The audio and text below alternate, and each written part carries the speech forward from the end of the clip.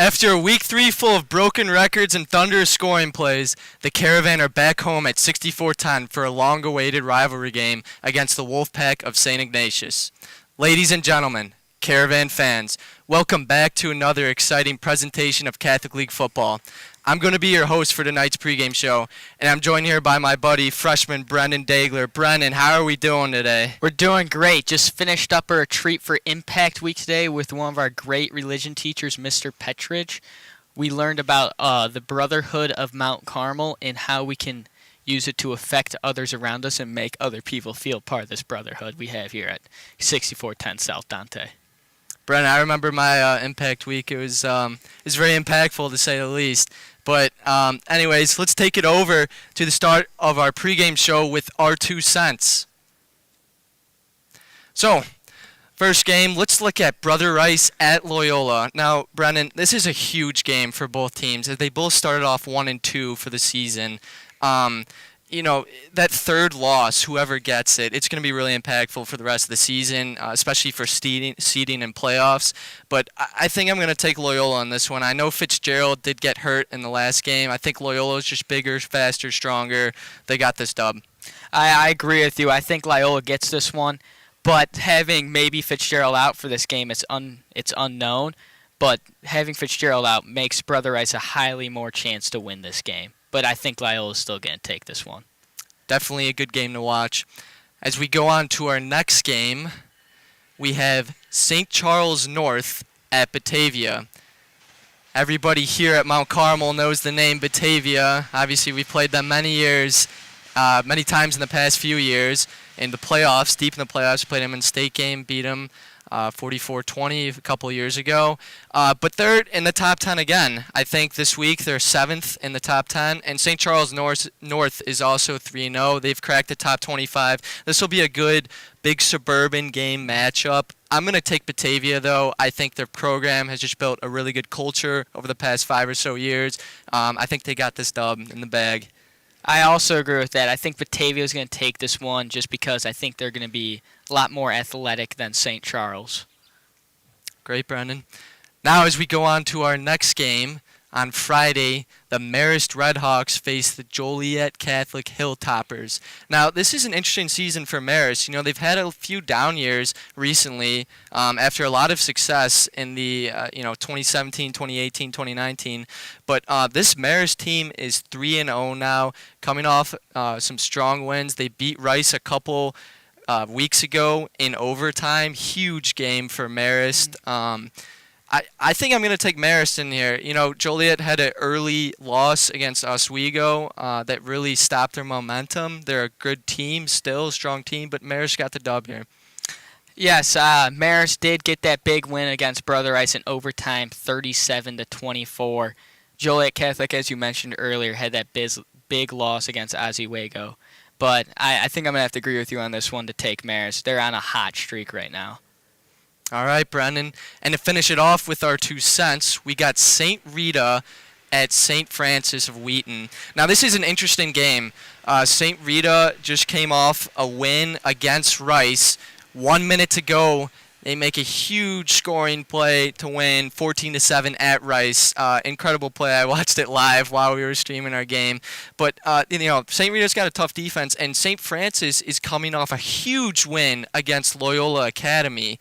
I don't think anyone expected that, Brendan, but I think all the momentum right now is going in St. Francis's favor. This will be a very tough matchup. I think Rita's defense will face up very well, but I think in the long run, St. Francis will pull away. I agree. I think St. Francis is going to pull away with this one, even though Rita's coming off that hot win against Brother Rice. But St. Francis is, I think, coming off an even more hot win versus Loyola that's bringing them momentum into this game. All right, Brendan. Ladies and gentlemen, we're going to have a quick ad break, and we'll be back afterwards. Caravan. Men together, focused on a common goal. Aiming for excellence, grounded in faith. For 123 years and counting. Forming men for leadership. We are MC.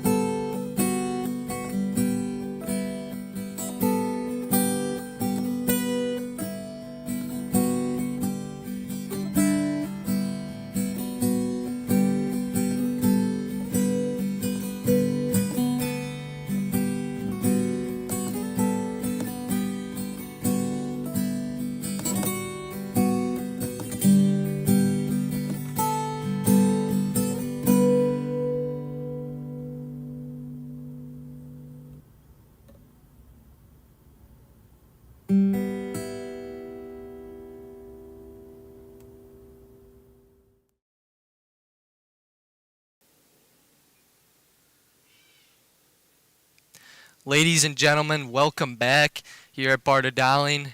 Right now we're going to break down tonight's game against St. Ignatius. So to start it off, Brennan, obviously this is a long-awaited matchup like we said. It's been a couple years since we played St. Ignatius. Ignatius is 2-1 on the season. They just picked up a win against IC Catholic Prep. Big win there. Their only loss this season comes against Fenwick, which they lost 34-24. Brennan, you got any insight? No, not really. This Wolfpack team, they're coming off some hot wins. They've been scoring a lot of points on this offense.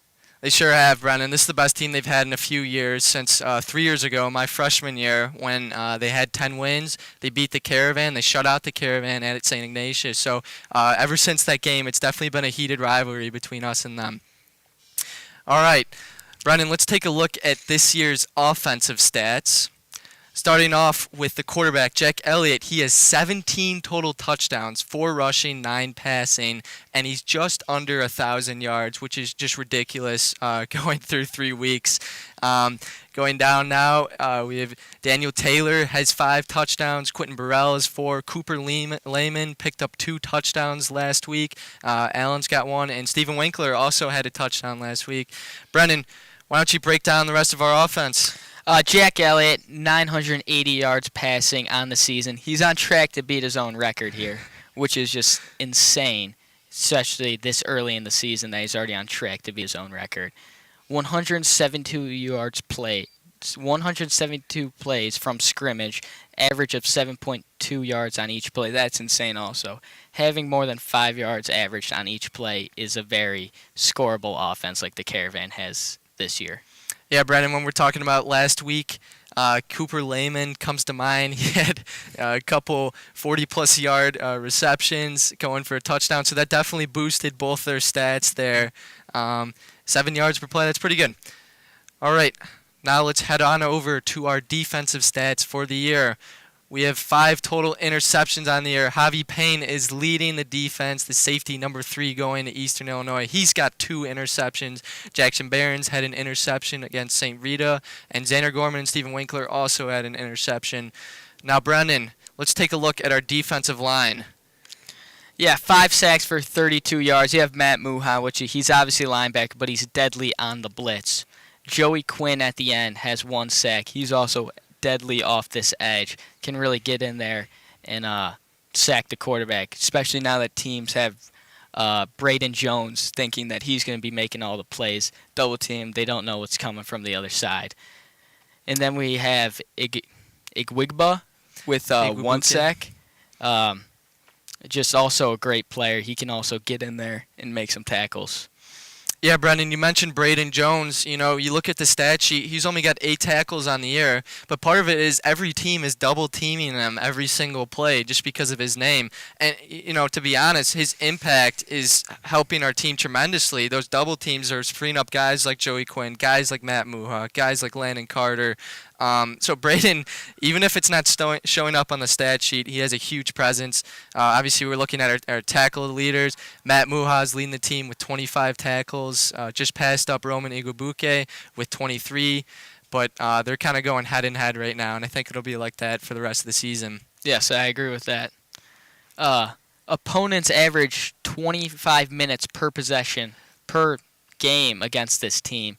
That's also an insane record. This defense can really shut down any offense, I think, in the state. That's just utterly insane. I can't even find the words to speak for it. That's all right, Brendan. No words are needed. All right.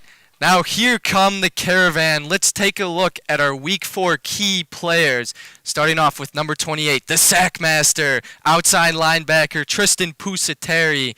Through 3 weeks, he has 11 total tackles, 4 solo tackles. He is a senior leader, and he's very experienced for this Caravan defense. He's a leader in the weight room. There's not much else to be said, but he also made his presence shown last week, jumping in the air, deflecting passes, getting in the quarterback, getting that pressure, even if he didn't get too many sacks. So he's definitely been having a huge presence early on in the season. Brendan, talk to us about number 29, Stephen Winkler now. Stephen Winkler had himself a career game last Friday versus Nazareth, going for 1 touchdown for 53 yards. That really solidified their lead against Nazareth. 1 interception that really brought, I think, Nazareth's confidence down to score again. And then he has on the season, he has 15 total tackles and 5 solo. Like I mentioned, he scored a 53-yard touchdown last Friday. He got his first interception right after that exact same play. Yeah, Brennan, I was talking to captain number 27, Xander Gorman. Obviously, last game we were talking about the importance of wearing the number 27, the grit, the grind, the struggle that comes with it. And Xander was looking at Winkler. He said that's the guy who he thinks could wear that number next year. And he showed it, right after I said that. He got that interception and he scored the touchdown. So he's definitely working very hard, the alum from St. Cajetan's. All right. Now let's go on to the Lehman file. This week's key player of the game, Cooper Lehman. I mean, when you talk about a career night last week, that was very remarkable. Excuse me. He had 87 yards going into the game, and he had 255 yards that game. I don't think I've ever heard of that in my life. But let's take a look at some of his stats. 445 all-purpose yards. He had 2 touchdowns last Friday. He also saw some time on the defense with that speed, playing good coverage on the receivers. 347 receiving yards, 85 yards was his longest reception. Lehman is the new transfer out of Neuqua Valley. He's a receiver, and he solidified himself as a leader for this Caravan team. Now, Brendan, let's take a look at your statistic of the game. Jack Elliott tied the single-game passing record of 6, which is insane. I think it's an easily breakable record for him. Supposedly he's reached that point so many times in his career so far. And then Cooper Lehman really had himself a breakout game on Friday, recording 255 yards passing, pass reception yards. Yeah, Brendan, when you take a look at this passing touchdown record has been, I think it was set in stone in 1968, and Jack is just tying it. We said he's on track to beat his own passing yard record, so we'll see. I wouldn't be surprised if he gets that 7th touchdown in a game this year and breaks that record. And Cooper just absolutely smashed that previous record of 208 receiving yards that was set in the 90s. But, Matt and I were talking about it, only 80 yards going in the game. He's had big plays down the season, and then he just exploded last week. Taking a look at this year's CCL Blue outlook through the first 3 weeks, Carmel and Ignatius are first and second in the CCL Blue. They each have 2 wins, 1 loss. And very interesting to see Loyola 4th place with 1 win, 2 losses, as well as Brother Rice. So that's why it's such a key game for them this week. Whoever wins that game has all the momentum going for the rest of the season. Looking ahead, Brendan, why don't you break down our Catholic League schedule in the coming weeks? Week 5, we face Bennett. Bennett is currently 3-0, but I think they haven't faced as many as challenging teams as any of the Catholic other teams have played. And then week 6, we play Brother Rice at Brother Rice. This one I think is going to be an interesting one. I think playing at Brother Rice's field, it always just kind of brings some more energy. It's like I'm from Beverly, so bringing going from Carmel going to Brother Rice, it literally just brings, I feel like for me, that Beverly community, and it's just a battle always between these two. And then we face Joliet Catholic, currently tied for football state championships. That one's going to be a good game. Joliet Catholic, they did lose one game earlier in the season, but I think they are still a very good team, and Carmel's I think got to look out for them. Then Week 8 versus Fenwick at Fenwick. You are playing at Fenwick, but I think this game shouldn't be an easy one for the Caravan. And then versus Loyola Academy at Week 9. This one, hopefully, not really hopefully, but Loyola should have found their footing by this time.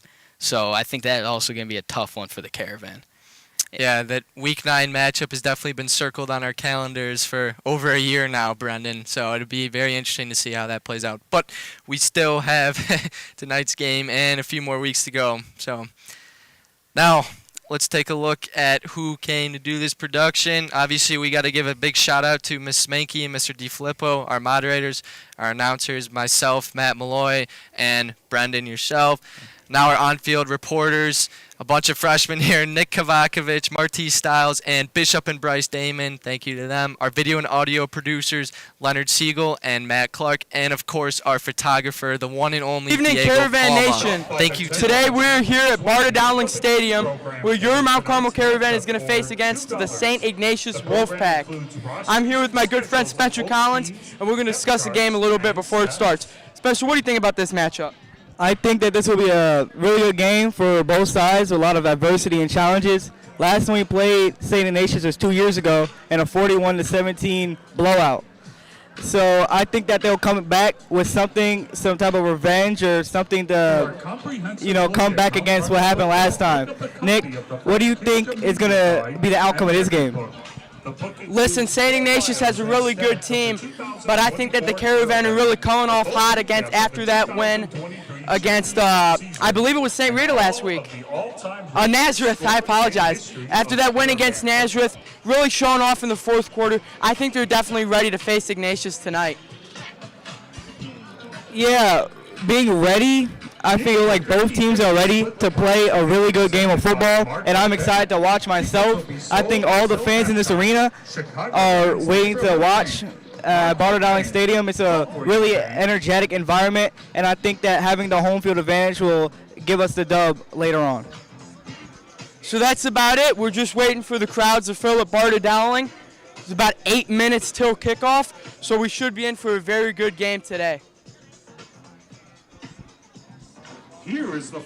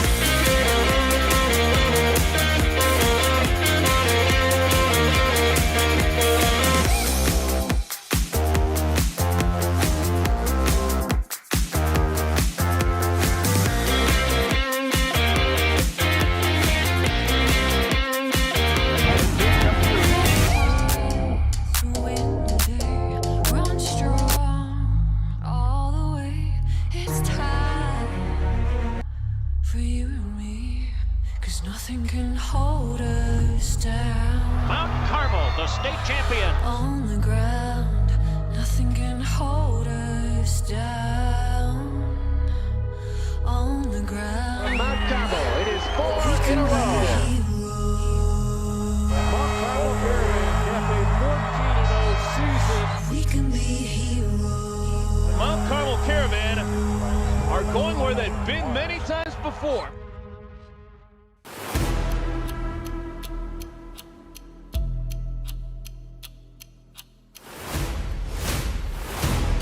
This is the moment of a lifetime. The clock's ticking like my lifeline. Until I flatline, I push it to the red line. Who gon' stop me high? Who gon' stop me high? Breathtaking, a move that I make. I give it everything I got. 'Cause that what it takes. I push the limit till it break. The heart of the brave. The soul of a legend with the will to be great. Hold up. The soul of a legend with the will to be great. Hold up. Who gon' stop me in my moment? Who gon' stop me when I'm going? You can't break me, I don't back down. I'm like a king, give me my crown. Who gon' stop me high? Yeah. Who gon' stop me high? Yeah. Who gon' stop me high? Let's see if he can outrun the defense. He is gone. Touchdown! Woo-hoo! Wow, what a run. Intercepted. Going to the end zone, and he finds it. Touchdown, Mount Carmel. Instead, it's on the option. An opportunity for McGraw. He's done it. Championship number 15, tied for the most in Illinois high school football history.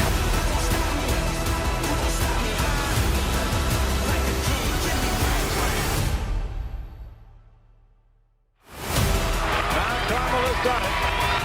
Again and again and again.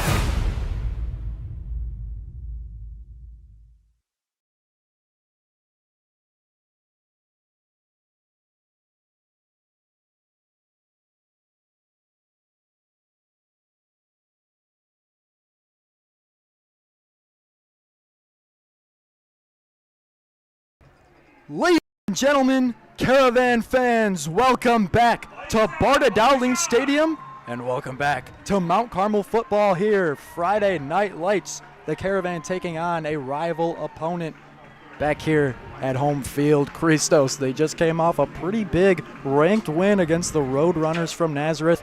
Now they've got to face a pretty common foe. How do you feel about tonight's game against the St. Ignatius Wolfpack?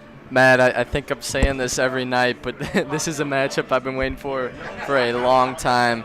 You know, I think this was the first game I ever commentated 2 years ago against Ignatius. It's been a heated rivalry since we've been here at high school. Obviously, that freshman year, losing 27-0 hurt a lot against a very talented St. Ignatius teams with guys like, running back Vinny Rugai. But, next year, I remember on kickoff, Demarion Arrington immediately hit sticks the guy, gets the fumble. So quite a rivalry here, and I just can't wait to see what we got in store for us tonight. Exactly, quite a rivalry, a lot of history coming up. We're going to talk about Ignatius, the start of their season so far, but of course, we're getting right on into kickoff. Good evening, ladies and gentlemen, and welcome to Barta Dowling Stadium at Cary Field for tonight's matchup, featuring the St. Ignatius Wolfpack and your Caravan of Chicago Mount Carmel. We hope you enjoy your visit to campus. The Caravan would like to thank the Verdoliak Law Group for being the presenting sponsor of tonight's game. We thank them for their continued support of Mount Carmel football. Ladies and gentlemen, we kindly ask that you please rise and remove all hats as prayers will be offered by the president of Mount Carmel High School, Brendan Conroy.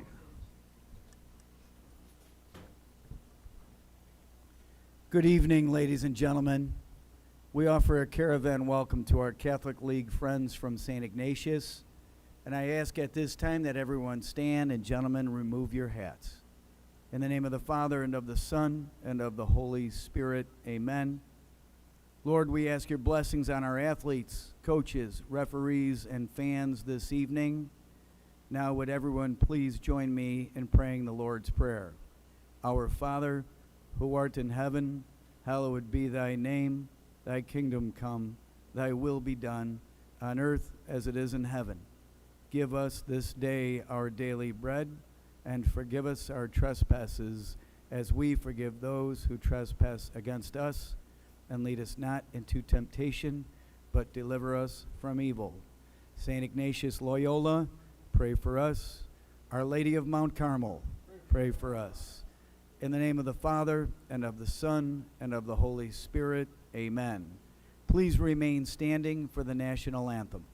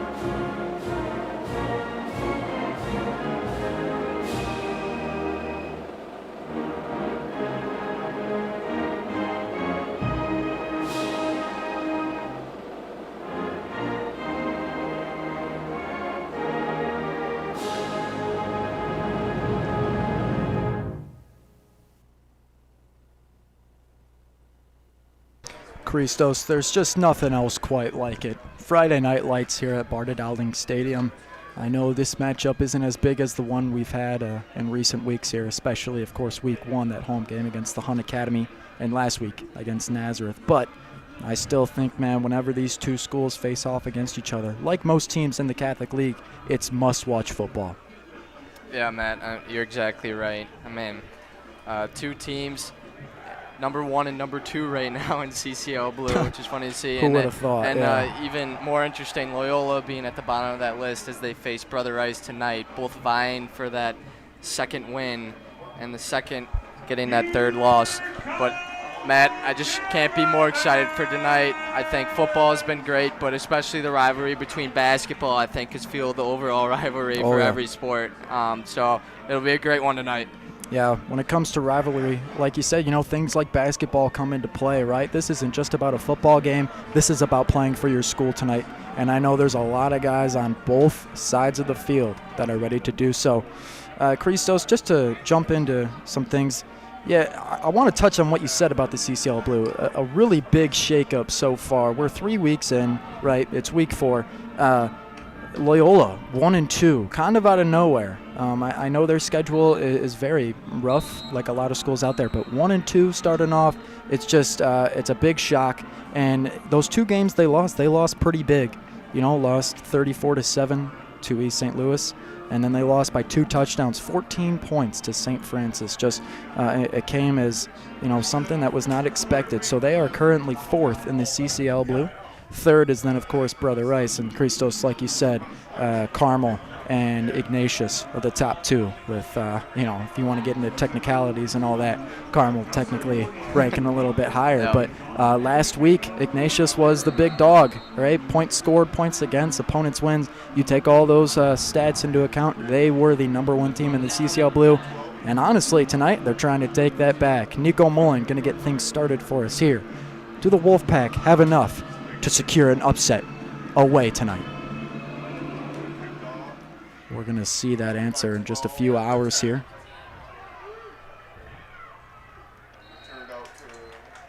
That one was fielded by Sebastian Carr, senior, or excuse me, number 12, Liam Hines, 6'1", 185, running back for St. Ignatius. He's a senior. Now that Caravan defense is going to come out on the field. They've They've been playing great so far, Christos, right? They had a rough first half last week against Nazareth. However, I believe throughout the most of the season, they have been playing some top-notch football per usual. Yeah, Matt, you look at number 41, Matt Muha, leading the team in tackles with 25. Another leader, number 3, Javi Payne. He's got 2 interceptions on the air, looking to add on to that total tonight. Christos, something interesting you see here. Just a short little run the Wolfpack are going to start off with. Last week, 86% of their plays were runs. That is something you don't usually see. 14% pass then. They like to run the ball, man. Even quarterback number 1, Jack Wanzoon, he loves to run the ball, right? No matter what position they're in, they just love to run it. Yeah, Matt, you're exactly right. They love that run-pass option. Wanzoon getting some looks from some Ivy Leagues, such as Dartmouth and Brown. That one carried out to the left side. He's got a gap and hits it. That's number 12, Liam Hines, the same guy that returned the opening kick. Will come up with the first big play of the game. All right, Matt. Like you said, they like to run the ball. Yes. There's that run-pass option. Just pitches it out right there. It can be lethal in some situations and disastrous in others. And I think if they use it right tonight, like they just did, man, they could put up a pretty big number against the Caravan. But let's not get ahead of ourselves, obviously. They still got to lock some things down. Something to look at for this Caravan D-line. Number 55, Vince Cronin, is heading it off in the middle. Cronin, the captain that was voted in by his teammates. Pretty much the same play that they opened up with on this drive. A little bit different, but, just a run up the middle, right? This is the high school football at its best, I'd like to say, because the not only personalities, but actual just offenses that these two schools run are wildly different.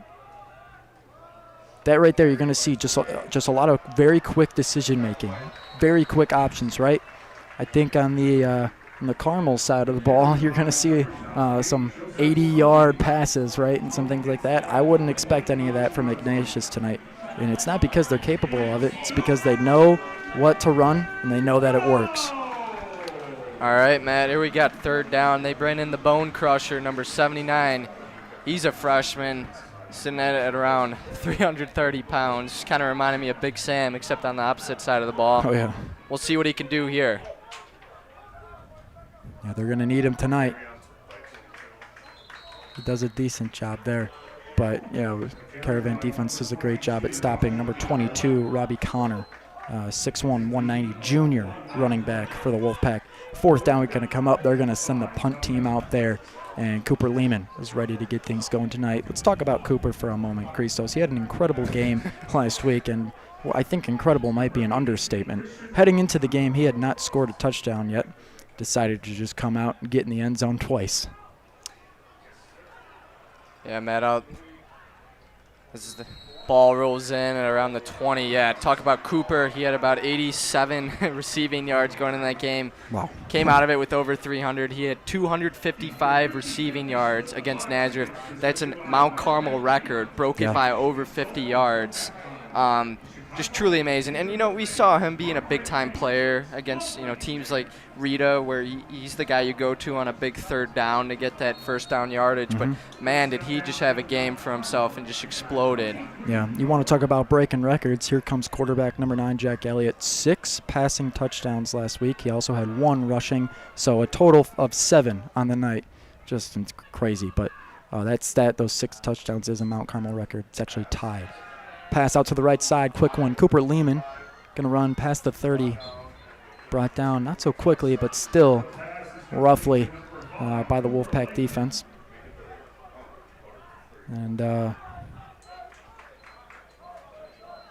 it's all about who can bite first, right?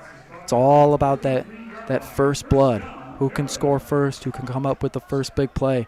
Because right now the momentum is stale. It's anybody, anybody can go out and grab it. Elliott's looking to do so here. Twins left. Takes a snap. It's a handoff right up the middle. Luca DeRosa, number 22 for the Caravan. We talk about him We talked about him last week a little bit when he got in.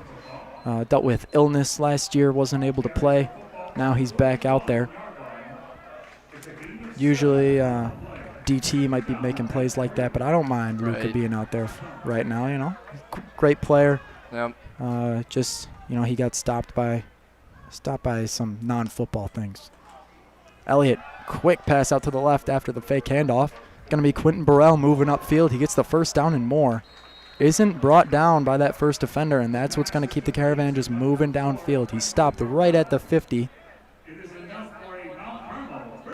Still moving those chains. Yeah, Matt, you look at a guy like Q there. He's leading the team in receiving touchdowns right now with 4. He's a sophomore. I mean, this is a guy who's been consistently our top receiver, one of our top players day in, day out. Oh, yeah. And he's really proving to himself, you know, why he got moved up to the varsity. Here comes DeRosa. Breaks a couple tackles at the line of scrimmage. And he's moving the chains. Another first down, back-to-back ones for the Caravan. DeRosa being reminiscent of his older brother, Enzo, who graduated a few years back. Oh, yeah. Enzo was a big-time player, Matt. You know, he was small, probably about 5'3", but I remember he could take hits, and he would get right back up. Huge game against Rice here in that fateful night against Jack Lausch. But it's good to see him get that first down, gain his confidence as he's getting more plays in. Definitely. Elliott here, still keeping DeRosa out here. I like the move. For whatever reason it may be that DT isn't out there. I like that pass deflected away. Luka's got grit, man, and he just showed it on the play before. You know, I know this one was obviously stopped, but keep him out there. Let's see what can happen. Something new. Yeah. Sorry, Matt. Something new we'll see here tonight, too. Number 59, Michael Pinelli, is going to be in at left tackle for some of the game. Now they're moving him to the right side. You know what? The O-line has been it's been a story this year. And honestly, heading into the season back in July, it didn't look that way. But we're here now. Things just look a little different, and that's okay. Twins right. Elliott takes the snap. It's yet another handoff to DeRosa. Takes a hard hit after a short gain, but that's pretty decent for second down. Now Xander Gorman is going to come back out here, replace Pinelli. Tight end in for the O-lineman, so that's the third down package we're going for. They're going to tighten things up here. McCoy and Lehman very close to Gorman out there on the right. Q alone out to the left. Elliott rolls out right for a pass. DeRosa catches it, gets upfield. I believe, yes, that's enough for a first down and more. DeRosa's playing great so far in this opening drive for the Caravan. He is going to be pulled off the field after that one. Yeah, but a little high five from wide receiver Coach Landon Cox. Why not, man? He's having a great one. All right, Matt, we're seeing a lot of small ball early on here, and I like it. Switching into Rosa, now we got the junior 25, Madden Wilson, in at running back. And I'm sure we'll see some of DT later, but it's good to mix up the reps. Get some guys some experience, especially coming down into CCL Blue play. This is the first CCL Blue matchup of the season for the Caravan. Definitely. 25 on the carry. Handoff.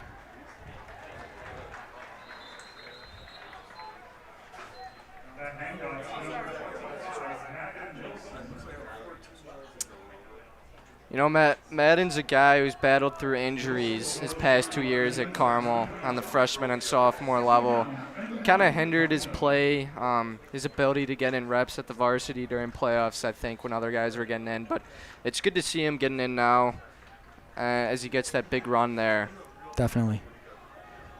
Same formation. Q's still out there to the right. Elliott takes the snap. Keeps it himself out to the right side. Easy touchdown for Mount Carmel. Jack Elliott getting things going. Draws first blood in this rivalry game. 6-0 Caravan. Well, Matt, that's more of the same as we've been seeing week in and week out. Like I said, Jack looks like he's playing playground football out there sometimes, the way he's running. But that was just an easy run down to the right side. Something you can expect. Easy run. Looked like he faked a lot of those defenders there. Snuck it right in. You love to see it. Here's Nico Mullen with the extra point.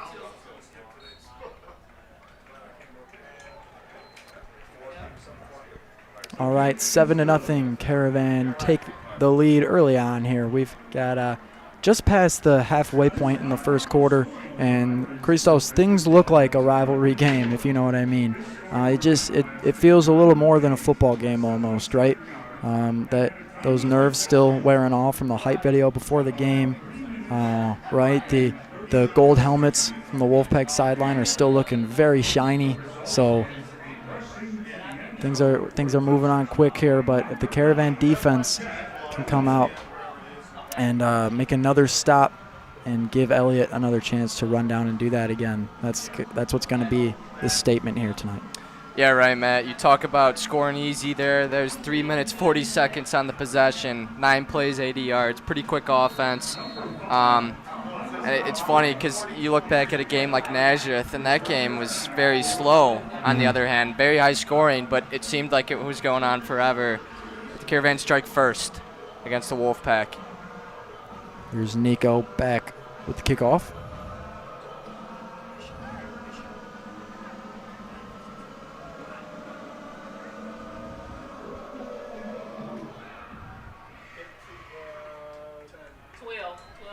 This one returned by Liam Hines yet again. He returned the opening kickoff as well, and it looks about to be maybe a little bit better than the other kick. Caravan defense, nose guard, Caleb Tucker, the bone crusher, freshman. Just coming off his freshman impact week. If you stay tuned during halftime, we've got an interview with a freshman all about that. Our sideline interviewer, Aaron Heiler, has got all the info about that. So we've got that ready for you later on tonight. Right now, though, he's still a freshman, right? He's trying to make an impact here, and he can make one tonight. This is a run-heavy team. Yeah, that one, yet again, just in his area. Yeah, Matt, you talk about run-heavy. We have yet to see a pass from St. Ignatius. Yes. They are capable of some explosive plays, but if it ain't broke, don't fix it. They did have a big run out to the 50 going on. We'll see if they try that again. Right, yeah, they're going to keep using this RPO offense to try to move them downfield, but it will reach a wall, and hopefully that wall is Caleb Tucker. Yep. Just makes the quick choice there. Not enough for a first down, I believe, but a decent run. You know, Matt, looking at this season, I don't think anyone really expected it coming out of a sophomore, but talk about Roman Iguabuke. Oh, yeah. Second on the team in tackles with 23. Wow. He's kind of a player that's just been sneaking up on us each week, and he's really proven to himself that he's a leader out here on this defense. Definitely. Going head-to-head with Muha in the tackle competition is no joke.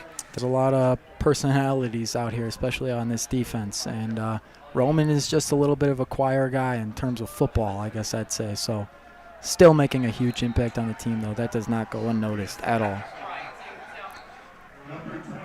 Well, they get the first down there after powering through in the dog pile. 4.5 minutes remain in the first quarter. Clock ticking down a little bit. This game is a whole lot different from last week, Christos. Last week we had two gunslingers just trying to go out there and have a shootout, you know. Halftime score was 28-27. Something tells me that's not going to be the outcome tonight, and that's okay. You know, that's okay. This type of football is still extremely enjoyable. Ask any fan that is a fan of a Big Ten team. Excuse me. You know, any person that's a fan of a Big Ten team. That's a whole lot of defense with a lot of run game like this. So.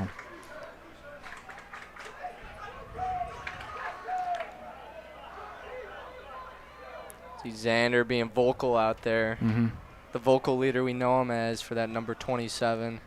That's what guys like Muha and Javi said about him. He's the most vocal guy on the field. Tells everyone where they need to be. Here we go, run out to the right side. It's a first down and more. And Christos, if you run it enough, it's going to happen eventually, you know, where a big play breaks out like that. I think something also to note, after each play, no matter what, you've got to have a couple guys close in, right where the ball is snapped. They're going to run it up the middle to try to catch you off guard sometimes. They're going to try to run it up the middle, on the off chance that you're not paying attention. So no matter what, you're losing at least 3 guys right there on if they decide to run the play out to the left or right, and they try to make an option out of that. And that definitely changes the dynamic. You see right here, it's just kind of just a line of players. They did decide to run the ball to that exact spot. But, these guys that keep getting caught up in that pile might be a little more sore tomorrow than they usually are after a game. Definitely, Matt. Something interesting we're seeing here from the defense, too. A lot of early rotations from the offense, too. But, I see a guy like Garrett Mann, number 40, coming in and out. He was a very good player on the sophomore team. Yes, he was, yeah. Big special teams player as well, and the opening tackle against Nazareth. Wanzung, quarterback, gets hit hard in the backfield, but he made the read, got rid of the ball before he got sacked. That's a first down, or excuse me, not enough. They were just short, yeah. Wanzung slow to get up, a little beat up. He's been getting lots of pressure on that pitch. Yeah, pressure is the name of the game here for the Caravan, though, Christos. Right? If he's not sitting in the pocket throwing the ball, you got to try to get to him somehow. Flag on the play. Ignatius thinks this one is on Carmel.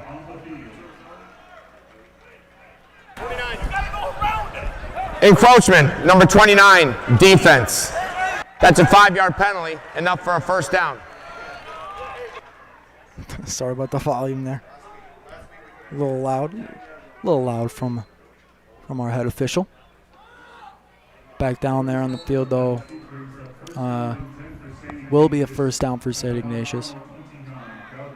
They're inching towards that red zone, which it's going to be a slow burn to get there, especially if, with the offense they're running.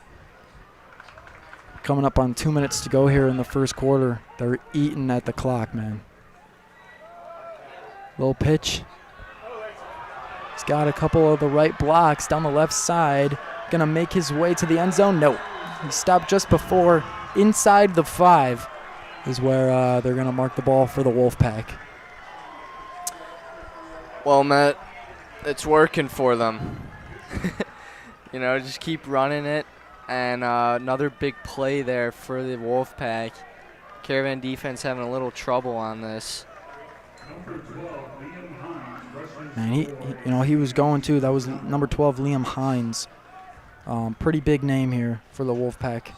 He's going to get the rock a lot tonight. He was close. Here he is on the 3rd-yard line. They're just going to try to push Wangzun in, but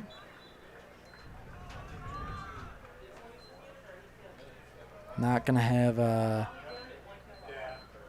enough steam to make it there to the goal line. Well, Matt, I think this is the lowest scoring first quarter of this season. Yeah. 7-0 with a minute to go. Handoff. They get number it. 22, Robbie Connor. It's going to be a touchdown for the Wolfpack. All right. Even with that score, still very low scoring for a typical Mount Carmel game this season. You know what? They are a first quarter team. Yeah. The Caravan are. They come out, they fire off 3 touchdowns just right up the gut, and then after that, they might take their time. Caravan didn't really have time. They scored pretty quickly on that opening drive, and then Ignatius just ate at the clock here. I'm not sure exactly what time they took over, but it wasn't 2 or 3 minutes ago. It was a whole lot more than that. That's smart football, though. That's how you upset a team, right? Yeah. That's possibly how 27-0 happened a few years ago. No matter how much I don't want to talk about that game, I think we kind of do. You know, it shows our weakness that maybe we don't know how to stop a team that just loves to eat away at the clock, right? I think Carmel loves shootouts, man. Last Friday against Nazareth, that was awesome. just two teams that love offense, two teams that clearly love just scoring touchdowns and trying out some quick things on the other side of the ball, right? Things are a whole lot different here. The story is quite different from last Friday night. You're exactly right, Matt. If you want to beat the Caravan, you have to change it up for them, make them feel uncomfortable. Being tied in the first quarter is definitely not the norm. All right, yeah, and a short little kick, to Javi Payne. Still fighting, even on the ground. Ball is going to be marked at the 39-yard line in Caravan territory. So now, here comes the pressure, though, right? Ignatius has proved that they can score against our defense. It may take a lot. It may take a while, right? A lot of time, a lot of energy, a lot of scrapes and bruises, right, with that run game. But they can do it. The Caravan have got to prove that they can score as well with their style of offense. And this is where football becomes real interesting to watch. Elliott, Twins right. DeRosa in his backfield. Pass out to McCoy. Gets the block from Cooper Lehman and just moves upfield. It's enough for a first down and more. Just past the 50-yard line, the Caravan move into Wolfpack territory. And that's a great first play on this second drive. McCoy, a very reliable receiver. He's an alum out of Central Middle School in Evergreen Park, but he's got just over 100 receiving yards on this game.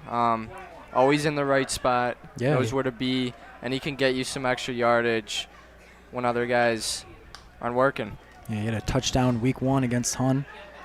Elliott runs it himself right up the middle, stuffed by a couple of Wolfpack defenders. There's still breaking it up. But yeah, McCoy had a touchdown week 1, pretty big.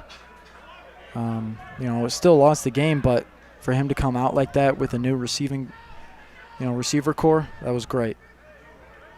Yeah, he proved early on what he's made of, Matt. Exactly. Elliott, Twins left, those same two guys we talked about earlier, McCoy and Lehman. Elliott takes the snap, but the whistle is blown right away. Play called dead. We're going to see what's going on here. That's the end of the first quarter. Oh, sorry. I lost track of time. I think they were trying to get a playoff there. I didn't even notice. All right, they were trying to get a playoff there to close off the first quarter. We're just going to move right on to the second, though, and that we don't got to move far. We are right here at midfield.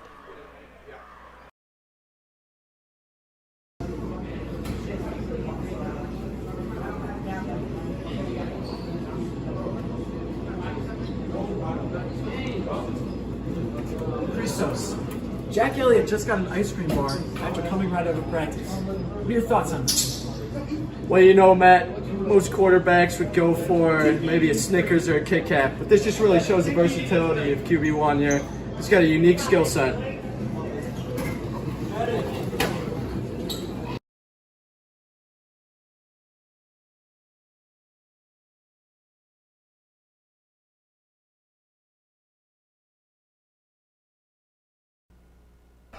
Back here, start of the second quarter. Ball's on the 44-yard line. The Caravan are in Wolfpack territory. It's a tie game at 7 between these two rival schools. Christos, what are some things from the first quarter that you noticed early on the Caravan might have to face, such as what the Wolfpack are doing to kind of slow things down? How about 98 rushing yards, no passing yards? That's something they are not used to at all. And here you go. That proves your point even further, Christos. But, I'm just saying in terms of how much of a run game is going on here tonight. They just stopped that pass very quickly. They're locking down the airways, right? And the Caravan haven't even had a chance to lock down the air game for the Wolfpack because they're not even trying to fly. Like they're keeping it on the ground. They're running it. They know what they're good at, and they do not want to try to turn the ball over with a sloppy interception or anything. They would probably rather fumble the ball right up the middle than throw just a lousy interception. Elliott rolls out right. It's 3rd and 11. Fires down the middle of the field. Got a man open. Hits him. It's Cooper Lehman. Very familiar to what we saw last Friday. Completion there. It will not be enough for a first down, so we've got 4th down and 2 coming up here. And, yep, we're going for it, and I love it. So, ball's on the 39-yard line, 2nd quarter. Clock just hit 10:50, so we're moving on. Elliott is going to set things here. Lehman all the way out there to the left. Q out to the right. DeRosa in the backfield. It's a handoff right up the middle, but Luca is stopped. That will not be enough for a first down. And, okay. You're going crazy, Matt. Yeah. Well, you know, it's a big stop. Will be Wolfpack ball. And now Christos, I'm not going to lie, I don't think I can handle 9 minutes of you know what I mean. Yeah. Yeah. Well, but we might have to Timeout. get through it. Here we go. Mount Carmel. Timeout taken by Mount It's our Carmel. first half. Yeah, first one taken. Well, interesting start. It's so weird to have all of this build-up to such a huge game, right? You turn the lights off, you get the fans going, and then it's like, oh, run for 2 yards, run for 3 yards, stop there, big stop. You know, it's such a, you know, and you can't complain about it. You cannot complain because that's just how football is sometimes. That's how some offenses are run. That's how some defenses decide to approach the game as well. You gotta live with it. That is a disappointing, 4th down though. Handing it off to Luca. Man, I wish he would have got that, you know, but just wasn't in the cards. Momentum was heading towards the backfield instead of away from it. Monzoon makes the right read there for sure. Gets past a lot of Caravan defenders. Is eventually brought down by Javi Payne right at the 50-yard line. So it's going to be enough for a first down and more. You know, man, I think this game is going to come down to how well this Caravan defensive line can respond to what Ignatius is throwing at them. That brings their total over 100 rushing yards in the game. Not a single pass yet. You might think it's so predictable, but it's working so well, and it can sometimes just be a pain to stop. Yeah, I mean, I wonder what Coach Grooves told these guys. Leading up to this game. It's a pass downfield, incomplete. Looking for a flag, not gonna get it. That was covered by JBA, I believe, right there. Yeah. I think he got a finger on that one, and you know what? Just a little underthrown, but he would have had that guy for possibly even a touchdown, Matt. I mean, it's plays like that Ignatius can sprinkle in and kind of break open the game for them here. Well, I'll tell you what, it's pretty interesting to see how they come out and they run what they know, right? Just that little RPO run game.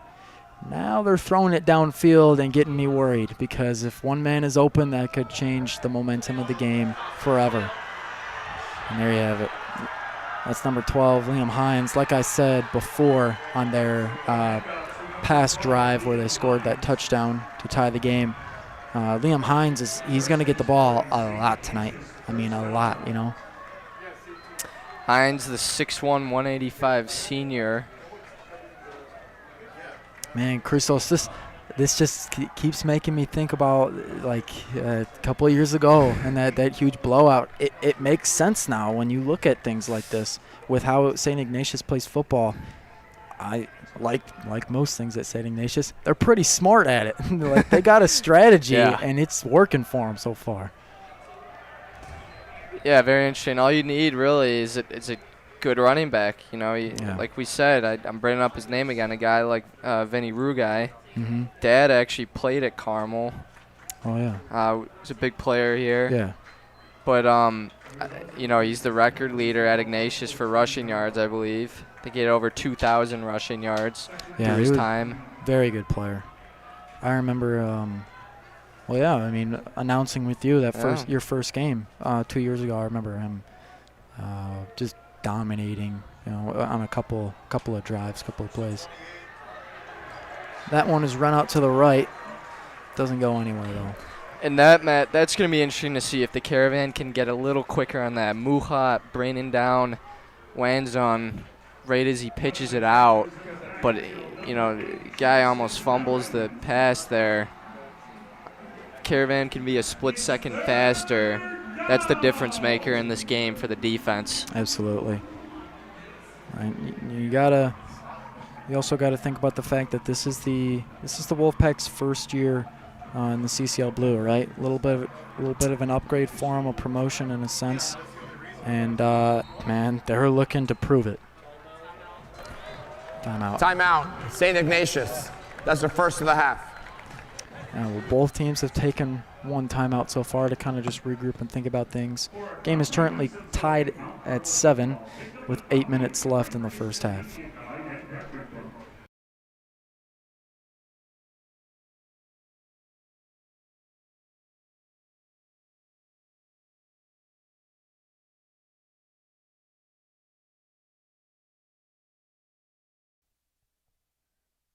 On October 11th, two of the most storied Carmelite high schools will meet on the gridiron here at Barda-Dowling Stadium. Join us for a pregame gathering with food and refreshments just before the first ever Carmelite Classic. This incredible matchup will be played in honor of Joliet Catholic Academy alum and former Mount Carmel teacher Mr. Kevin Hansen. Mr. Hansen passed away in April of 2015, but left his mark on these two great schools. This will be a great event, and all proceeds will go to students in need of financial assistance at Joliet Catholic Academy and Mount Carmel.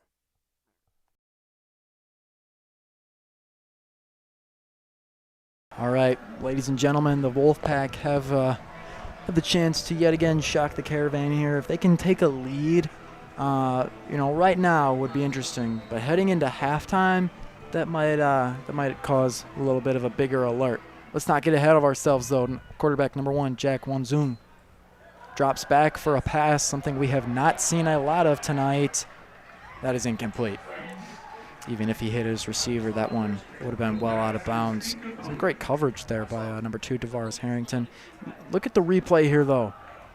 Man, Braden Jones putting in some work, just breaks through that Wolfpack O-line, showing why he has a lot of those offers, Yeah.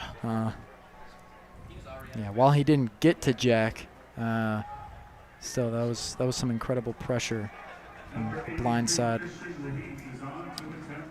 So let's see here. Wolfpack are going to kick here. That's number 83, Christian Ruiz, the senior. A lot of senior power, I should say, for the Wolfpack. That kick is good. Payne was close to blocking it, but yeah, it goes right through the upright, so Wolfpack will take the lead here. This is unmarked territory for the Caravan, Matt. It's not what we expected, I don't think. I mean, we watched a lot of film on these guys too, and it's like the biggest question for me is when you beat a team 27-0 after not beating them in 70-something years, there's a reason why. Like, there was a change within their football program that led them to that huge win, and man, I think it's just because of how smart and strategic they are. Look how they've been so kind of like fine cut. I know that the drive they were just on didn't end up in a touchdown, but man, you got to give them credit, right? It's 7:45 left in the second quarter, and they have a lead. Might only be 3 points, but they've got a lead. That one returned by Javi. Just picks it back up. Stopped just before the 25. Javi kind of dropped that punt. Yeah. Was quick to recover it, though. Made a decent return on that one. So now we'll see how the Caravan offense reacts to this. Getting stopped on that DeRosa run on 4th and 2. Not ideal. Definitely a big play. Now they're switching in the junior Madden. He's shown hints of greatness. We'll see if he can show some more. Yeah, still no sights of the starting running back, but we're just gonna talk about what we've got now. That one passed to Q. Short gain. It's not enough. Yeah. Sorry. Enough for a first down. I'm not great at math, Chrysos. I don't know why I keep looking at the numbers. I just gotta look at the chains. If they move them, they move them. That's why you got me. Yeah. Rolls out right. Incomplete. Intended for McCoy. Oh, man. It's only 100 yards. It can't be that bad. No, it can't be. I should probably be able to do it on my fingers, but, you know, I guess not. Not tonight. Wilson still in the backfield. On his only attempt, he had 18 yards on the rush. Mm-hmm. Elliott on the night, on the other end, is 7 for 9, 49 yards. His longest pass being for 14. He takes the snap and drops back, looking to make a pass a little bit bigger than that. Downfield. Oh, that one is caught. Yeah, Cooper had it there. Complete to Lehman. What a catch there. Spun around it. Let's see the replay. So there's pressure coming right away there by the Wolfpack. Lewanski follows out for a block, maybe no. Passes it downfield, catches it. What a play by Cooper, man. Yeah, that was number 91 for the Wolfpack, Brian Cronin. 6'2", 225 defensive lineman for St. Ignatius. Applied pressure there. Elliott had to get away from it. Just like he's getting away from it right now. Ooh, dodges a tackle and just moves downfield. He's got room to run. Gets back inside. Touchdown, Caravan, baby. They respond quickly, and those are two huge plays that respond in 6. Well, Matt, in times like these when you're facing adversity, you need a leader to step up. That's exactly what Jack's doing. He says, okay, you guys are struggling a little bit. Hop on my back. Let me take you to the end zone. There we go. And it works. Yeah, look at this. Avoids the tackle. Eyes straight to the pylon, man. Wow. Straight downfield. Looks around a bit. He's got quite a few of those 50-yard runs, man. Oh, yeah. Yeah, I remember he started last year. Opened the game with an 82-yard rushing touchdown. That was against Mount Prospect. Big kick. Nice job by Nico there, making it a 4-point instead of a 3-point game. 14-10 is not what I expected. 6 minutes and 40 seconds left in the first half. But you know what, Christos? After the standings for those first 3 weeks, I wasn't really expecting anything, I guess. I don't know, you know? You kid. I guess I should have gone into this knowing that I shouldn't be shocked by anything, right? When Loyola is currently last in the CCL Blue, this conference is just, it's at risk for literally anything to happen, so. Yeah, Matt, a fateful game. Loyola and Rice. We'll try to keep you updated on that. Yep. As stuff goes on the Twitter. Don't believe it's being live streamed, though, at least on YouTube, as the game is at Loyola. Mm-hmm. St. Rita is also playing St. Francis, another big game in the Catholic League. Kickoff here by Nico. Returned here by Liam Hines, usual return man for the Wolfpack. Brought down hard by Matt Muha. His helmet goes flying off, and so do those yellow things in the air. Seen a lot of those lately, Matt. I think it was the Hun game. Seemed like every other play, I would see one of those flags coming out of the pocket of the ref. Well, you know. Keep it in there. All right, that Caravan D back out on the field. Illegal participation, number 41 on the kicking team. You cannot His helmet participate. came off and he continued to play. Oh, that's a what? 15-yard penalty. First down. I haven't heard that before. All right, well, now the next time I see Muha, I'm going to make sure I let him know he is not allowed to participate. Yeah.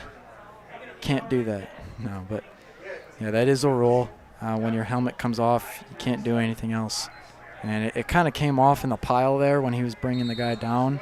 So, tough call, but it doesn't really do much, I guess. It gives the Wolfpack better starting field position, but overall it's not going to cost the Caravan too much.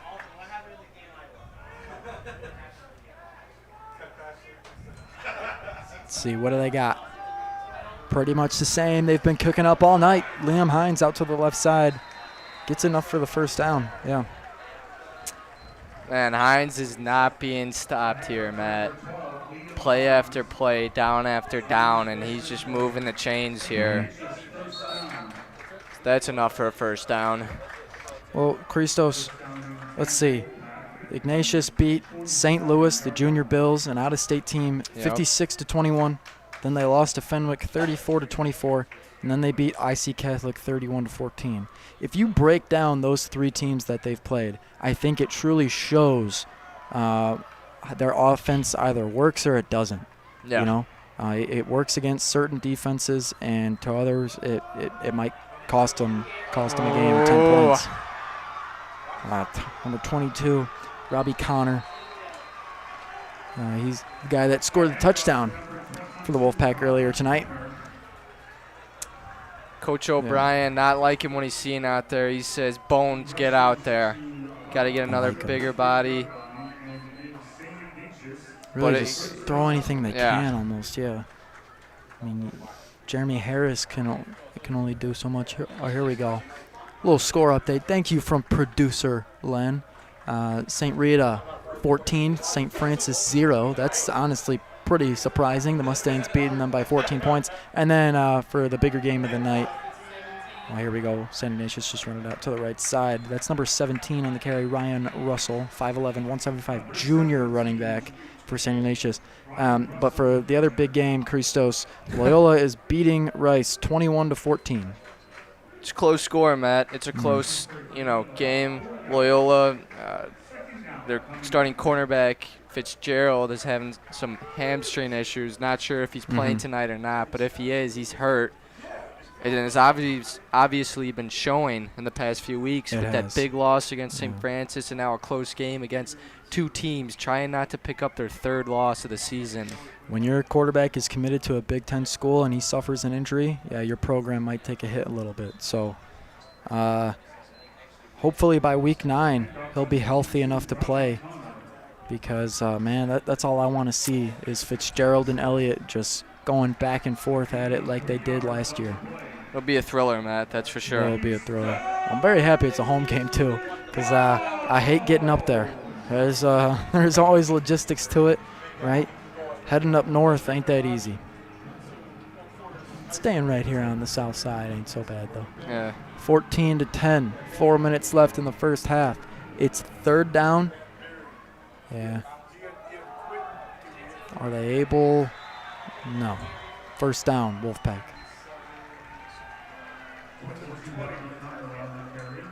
So on that 3rd and 3, another first down. Matt, we talked about last week being a game of 3rd downs. Nazareth having trouble on those late in the game downs, but Ignatius making the best of their opportunities in this first half. As 3:30 to go, and they're keeping this game very manageable for them at 14-10. Right. When you look at Mount Carmel's 3rd down conversion rate, it's about 40%. Could be better, but could be much worse, I'd say. Connor just runs it up the middle. Doesn't get much out of it, though. Well, man, I look over at the clock, and there's just 2 minutes gone out of nowhere. You know, I mean, I think I'm paying attention. I hope I'm paying attention. But, yeah, I mean, this time is just ticking down like it's nothing, you know. It's kind of impressive, honestly, how they just eat away at it. They eat away at the clock. They still get a first down, too. So we might see another field goal coming up. That is definitely a very probable situation right now. It's 3rd and 5 at the 15. Wolfpack are trying to break through here, though, and get back in the end zone and take the lead. That's what they're trying to do. Matt, as we look at another fateful game in the Catholic League, Marist versus JCA. Marist is up early, 7-0 in the second quarter. They're having a pretty big run this season, starting off 3-0. Here we go, pass into the end zone. Almost, yeah. That was almost picked off by Javi. Looked like it from this angle, but I was getting ready to yell. Yeah. I was getting ready to yell, but I'll save it. I'll save it for this play right here, because it does look like they're going for it. So drops it at the last second. That would have been his 3rd, 3 for 3. Wow. But instead, a big 4th and 5 for the Wolfpack here. They will not kick it. Gonna have to get a big run here. Gotta go for it, right? Yeah. Unless they try and draw them off sides. We'll see what they do here with 6 seconds. Don't think they're. No. And they throw a flag? Timeout. Timeout, okay. Timeout. St. Ignatius. It's your second and a half.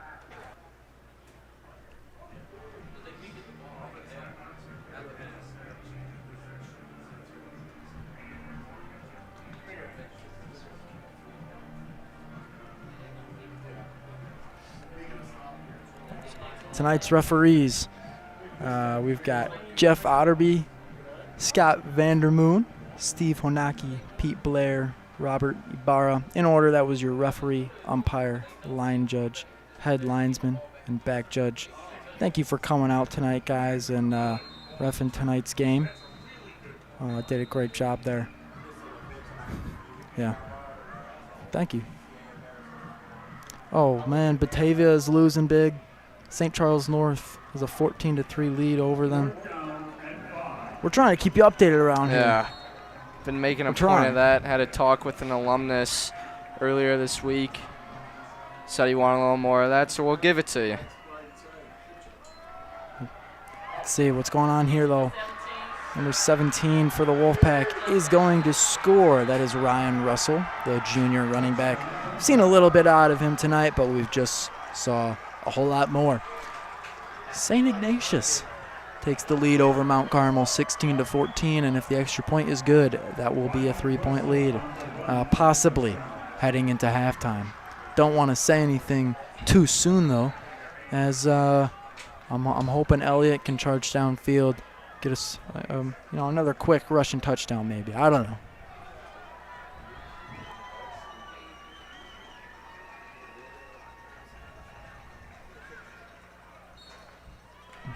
Booted. Pretty good. Yeah, Matt, you're right. I mean, until the defense starts to make some big stops here, it's going to be all up to the offense here.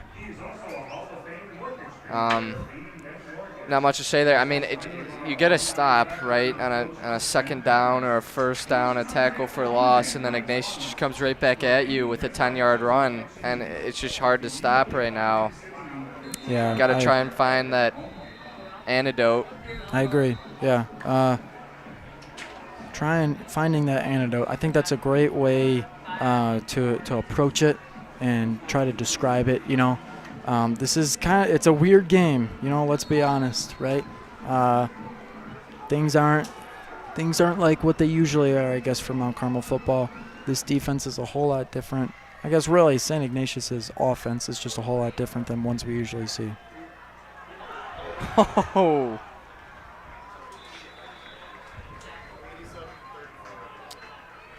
Matt, that huge run from Q, bringing back memories of the brown and white scrimmage. Very first kickoff, he returns it to the house.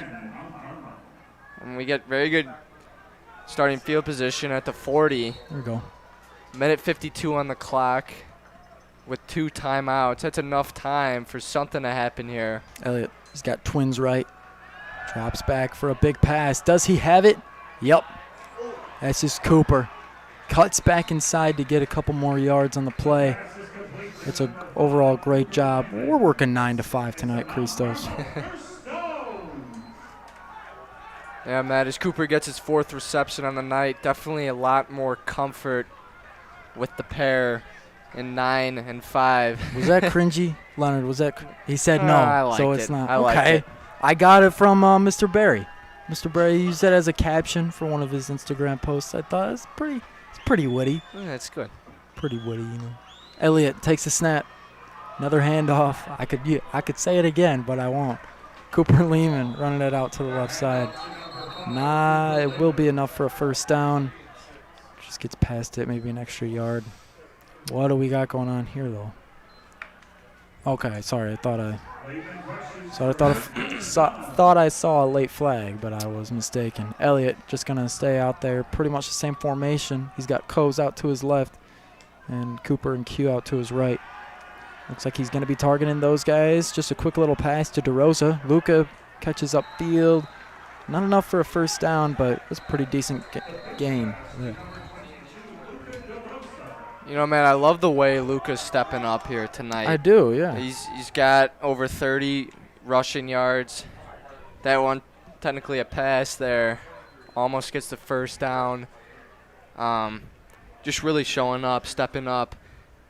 Been waiting for this moment. You know, he was on the sideline with that illness, and just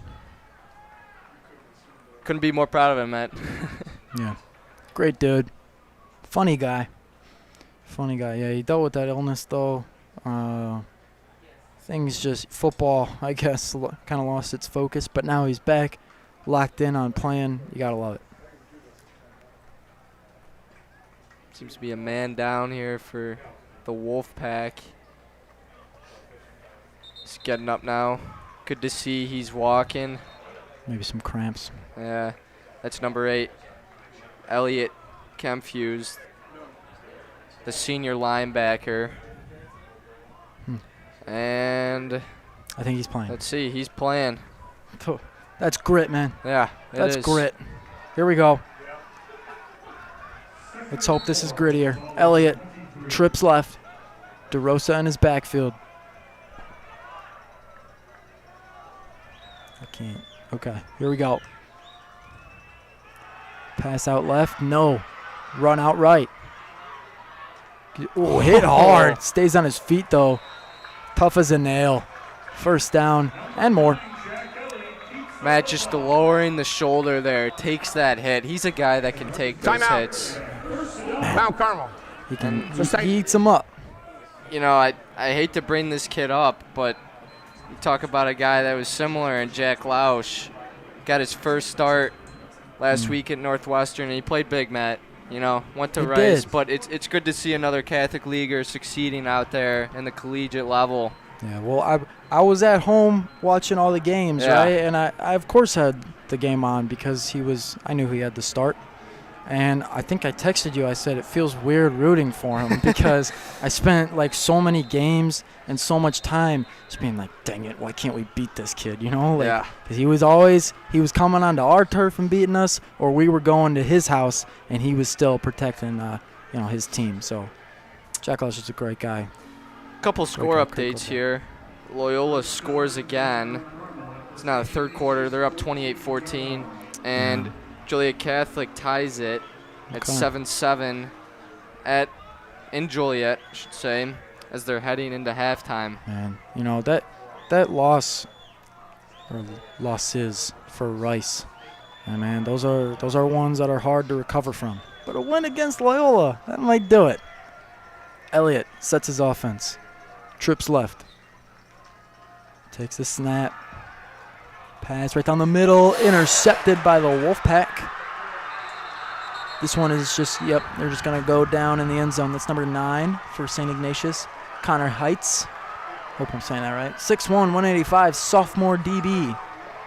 So young guy getting an interception in a real big rivalry game. So now with 27 seconds remaining, the Wolfpack, they've pretty much secured that they will have the lead at halftime, which is extremely important because heading into this game, not a lot of people expected that, right? Another thing they secure the chance to possibly go charge down the field right now. I'm not exactly sure that'd be the smartest thing to do, but they have the option. Got one timeout. Yeah, Heights, the big-time baseball player, is a sophomore for the Wolfpack, but obviously doing a lot of damage here on the football field as Elliott throws that interception. Yeah. Well, Elliott, last year he threw 3 in one game against the Mustangs, and then we didn't really see another one for a while. Things are different this year, though, right? Our schedule is a little bit tougher.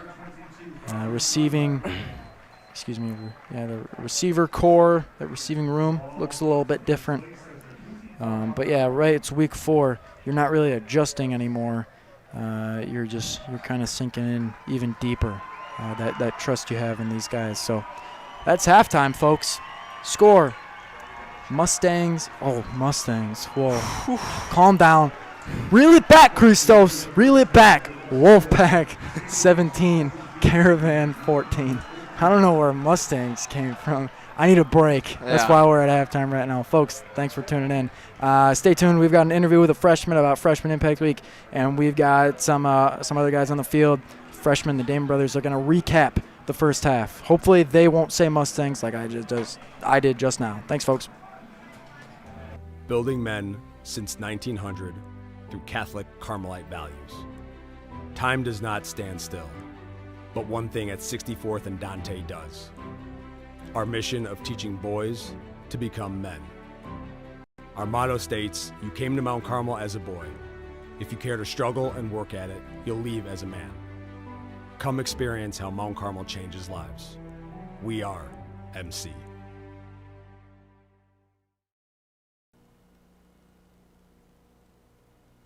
I'm here with Andrew Ortega to talk about this week's Impact. Andrew, how are you doing? I'm doing good. How are you doing? I'm doing great. How was Impact this week? It was great. You know, we're being with our friends and helping each other out. Yeah.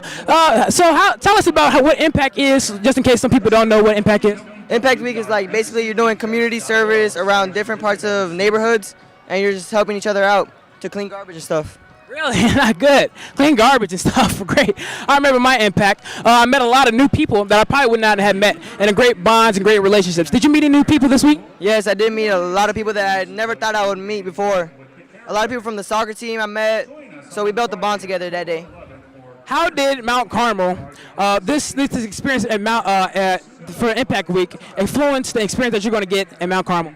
It basically, it made me knew that I was gonna have to do a lot of hard work and just try hard in school and stuff. Really? Good. That's all when Mount Carmel is. Work hard. If you leave and care about it, you will leave as a man. Well, Andrew, it was great having you. We'll see you later on. Football game. Thank you. Deeply rooted in tradition for 123 years and growing. Discover your passions. Compete. Reach new heights. Become a champion and a leader. In the classroom, on the playing field, in the community. Mount Carmel changes lives. Let it change yours.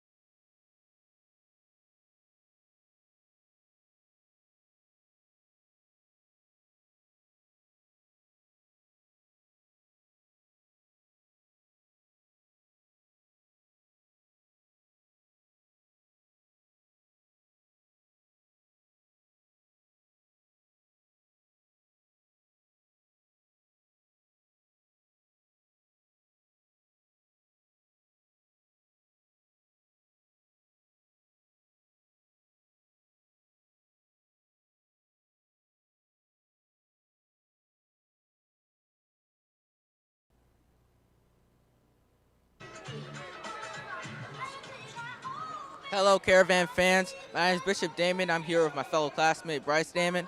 Bryce, it's been a really interesting game of how St. Ignatius was able to eat up the clock after Mount Carmel scored that first touchdown. They were just able to slow down the rhythm they were getting. What do you have to say about this? Well, I'm sure viewers have picked up on this at home, but Ignatius has run the same play pretty much every possession, which is a pitch read option that they've just been decimating the Caravan defense with. Their receivers / running backs, Liam Hines and Ryan Russo, have just been getting first downs pretty easily off those pitch passes. And their quarterback, Jack Wanzung, who was the Chicago Catholic League Player of the Year last year, hasn't even had to do much yet. So it's been a little bit disappointing how the Caravan defense has not been able to stop that play so far. But let's hope that they hopefully can make that adjustment in the second half. I'd say they need to put more pressure on the quarterback and learn how to adjust. I think the coach needs to talk into plays how they can adjust to that one play. But yeah, I think their offense was pretty good. They've been able to get lanes down the right and the left. So I think the quarterback's been doing pretty good. What do you have to say about the offense? Yeah, Jack Elliott has continued to be awesome. He has 2 quarterback keeper touchdowns, using his speed, using his physicality to drive the Caravan offense down the field. And I've also been impressed by what I've seen from the running backs in this game. Luca DeRosa and Madden Wilson, they've both filled in for Daniel Taylor pretty solidly so far in this first half. And also, we've been able to find our receivers, Alan McCoy, Quentin Burrell, and Cooper Lehman on those check down routes, those hitch routes, so that we can continue to move the ball downfield. So I'm not concerned with the Caravan offense. What we need to do is ensure that Ignatius doesn't continue driving down the field with these slow possessions that limit the offense's time to effectively push the ball down the field and score touchdowns. This is the Dan Brothers signing off. Thanks for listening to the Caravan Halftime Show.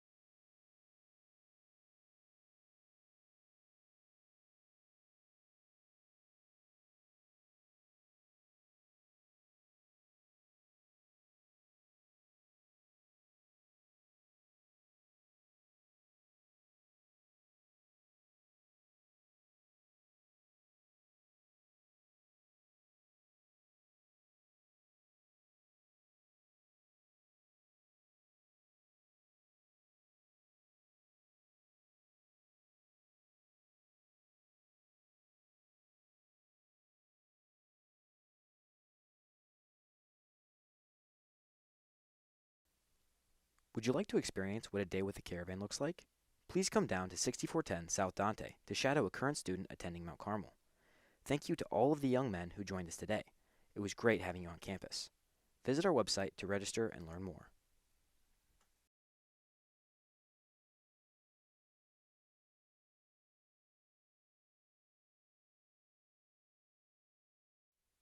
Are you currently a student that attends a grammar school? Do you want to experience what a game day is like with the Caravan? Join us on Friday, October 11th for Grammar School Night at Barta Dowling Stadium. The Caravan will suit up to play the Hilltoppers from Joliet Catholic Academy, and it's sure to be a good one.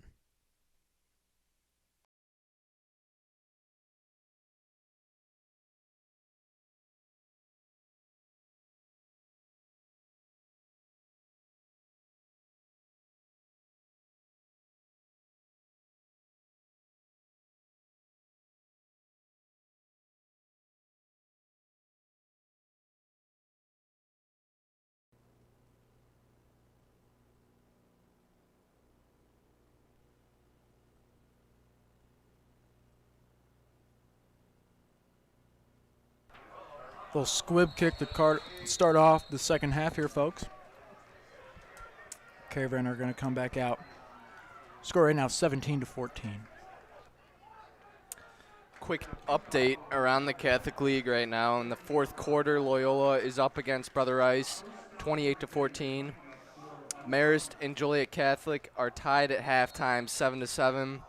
And St. Rita is up big, 17-0 against St. Francis in the third quarter. Not a score I was expecting, but that St. Rita defense is definitely showing up tonight. It'd be pretty funny if St. Francis goes and beats Loyola by 2 touchdowns, and then Rita does the same. You know, they go back and beat St. Francis by 2 touchdowns. That's what I mean. You know, Elliott running it, using his legs. Does he got the manpower? I think he might. Here we go. Down the left side at the 10, the 5, touchdown. No. Oh, my God. Okay, touchdown, Caravan. I got real upset there. I thought they were calling him out at the 1 or something. No, not so fast, my friend, okay? Not so fast. Real quick, Elliott just going to strike back, makes it 20-17. I can't talk, excuse me. Too big, too fast, too strong. Big-time players make big-time plays right there. Jack Elliott, once again, putting the team on his back, zipping up the backpack and running into the end zone. Ooh. That was a good one. Thank you. That's a fist bump, Chris. That was a nice call. Yeah. Oh. My heart dropped, though, because they didn't give him the signal right away. They waited. I should have just kept going. I knew it was a touchdown. He knew it was a touchdown. Elliott's got all 3 touchdowns for the Caravan here, rushing touchdowns. Well, you know. Little reminiscent of Justin Lynch, the quarterback a few years back on that 2019 state team. Lynch, now a backup quarterback for NIU, who just came off a big upset win against Notre Dame. Yeah. Had to bring it up again, Matt. No and comment. I'll remind you a lot this year. Yeah, okay. I mean, I'm not going to respond, you know. We'll be back in the playoffs. There's 12 teams now, so we'll blow out USC. That's what they all say. And we'll make our way back. Yeah, it's what they all say, but they all don't get it done like ND, so, yeah. I'll believe it when I see it, Matt. Me too, honestly. Me too. I'm pretty much just as skeptical. Okay, 21-17. Nico Mullins' extra point is good. That one fielded by Liam Hines. He's made a couple big plays. He's made a couple big plays for the Wolfpack tonight. A couple. Quite the understatement there, Matt. Hines getting a ton of runs in here today. As this Caravan defense looks to make some readjustments in this halftime. You know, that's something we've been pretty reliable at here throughout the season, Matt. Halftime adjustments on the defensive end. Be interesting to see how a guy like Steven Winkler, who had such a big game last week, can make an impact right from the get-go. Here we go. Quarterback number 1, Jack Wanzung, back out there. It's a handoff to Connor, same guy who scored that first touchdown for the Wolfpack. And Christos, you know, oh, that was a really quick touchdown. Still setting in, kind of. We're only 40 seconds in to the second half, and we've already seen a pretty big Jack Elliott rushing touchdown. Something interesting here as I'm looking at the sideline. Looks like the St. Ignatius priest throwing up the signs for the offense. At least the one on the right, holding up that 15. Interesting. That's high school ball. Yeah. I don't know. He's blessing the game, and it's working so far for them. Kind of, yeah, and it is. They're trying to run back down here, take back the lead they just had moments ago. Things were back and forth now. Caravan are obviously trying to pull away. Can the defense stop the Wolfpack here and try to get something going more favorable in Mount Carmel's direction? All right, Matt, here we go. Big third down, something Ignatius has been converting on all game long. Running away with it. It's number 1, quarterback Jack Wanzung. Ball was on the 31-yard line, and he runs it to the house. He's got jets, Matt. I'll give him that. Javi couldn't even catch him there. Had to give up around the 20. Well, we got a ball game. Yeah, we do. That makes me pretty excited. But this touchdown doesn't. I was hoping the Caravan could put away the game. They've had a couple chances to do so. But the Wolfpack just keeps saying not so fast. So 23-21 with this extra point. If it's good, it'll be 24. It'll be a 3-point lead, which is, that's been the story of tonight's game, right? Back and forth, right? I'll take 7. I'll take 3. I'll take 7. These guys are taking anything they can get right now, to be honest. And big plays, big touchdowns, big gaps in each other's defenses. That's where they are. So, well, Matt, that is the quickest drive for the Wolfpack offense on the night. Yeah. You know, took just over a minute off the clock, I believe. Wolfpack coming in this game with only 1 loss against the Fenwick Friars. There was a game lost by 10. Final score of 34-24. Fenwick having a pretty good season, though, coming in early. And you mentioned Ignatius with a huge win over an out-of-state team from St. Louis, as well as IC Catholic Prep last week. I believe that was 31-14. Definitely a good Ignatius team. It seems like they come in waves every couple of years or so. Yeah, they do. They do, for sure, Christos. I know.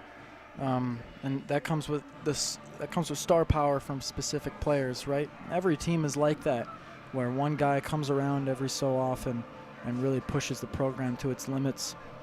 Jack Wanzung might be that guy, right? After seeing that such a big touchdown, they're going for the onside kick. It didn't really go their way though. Did not go far enough. But yeah, they tried to catch the Caravan off guards. It looked like really none of our guys knew or saw that coming. Illegal procedure, kick out of bounds, St. Ignatius. The ball will be moved 5 yards from the spot it went out of bounds. First down. Yeah. Matt, that's a very costly decision here. But, you know, I guess it's plays like that where if they work, that's what makes an upset.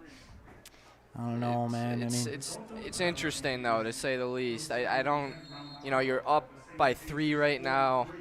10 minutes to go in the third quarter. Yeah, they were trying to punch a man while he was down, honestly. Yeah. And honestly, if that man was Mount Carmel football, I think anybody would take that chance, right? When you got us cornered here, you're trying to keep the ball out of Jack's hands because he's 3 rushing touchdowns tonight.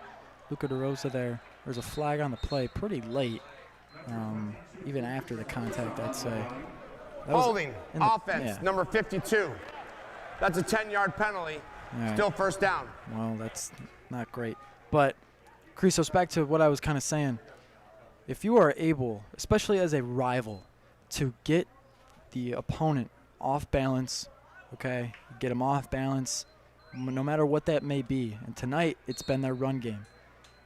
To take the chance and kick an onside kick and try to get the ball back and score again, the Caravan sideline and momentum would be diminished. You know, it would be quiet. There would be really no excitement, and they would have to do a lot to fight back to try and get it. Now the Caravan, though, they've got some light at the end of the tunnel here. As long as they can get something out of this drive, that incompletion is not the greatest sign of it. Matt, I'm going to interrupt here with another big score update for the Brother Rice Loyola game. Rice is now down by a touchdown, and they have the ball with 4 minutes to go. So they have a chance to tie it here to maybe force this game into overtime. Or, of course, Loyola with enough time could get another score in, as they do so well. Right.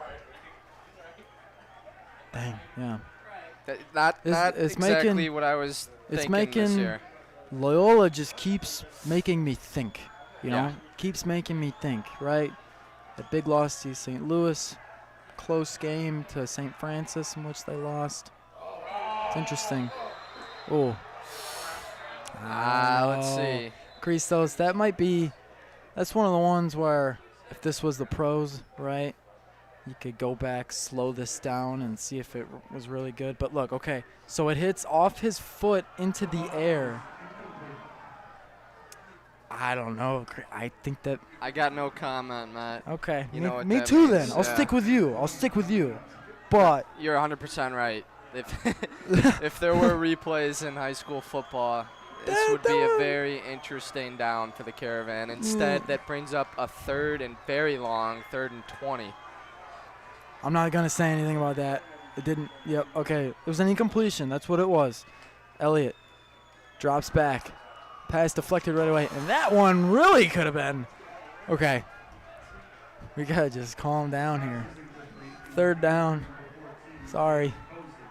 4th down now. And, yeah, you got to punt this one. I'm not even really expecting Jack to fake it. Nope. No. 4th and 20, nothing to gain on that. There's just no mojo, right? Like, we don't have our swag where we're running downfield with Quentin Burrell and Cooper. Like, man, last week was just such a shootout, and maybe it's a little bit of a surprise tonight.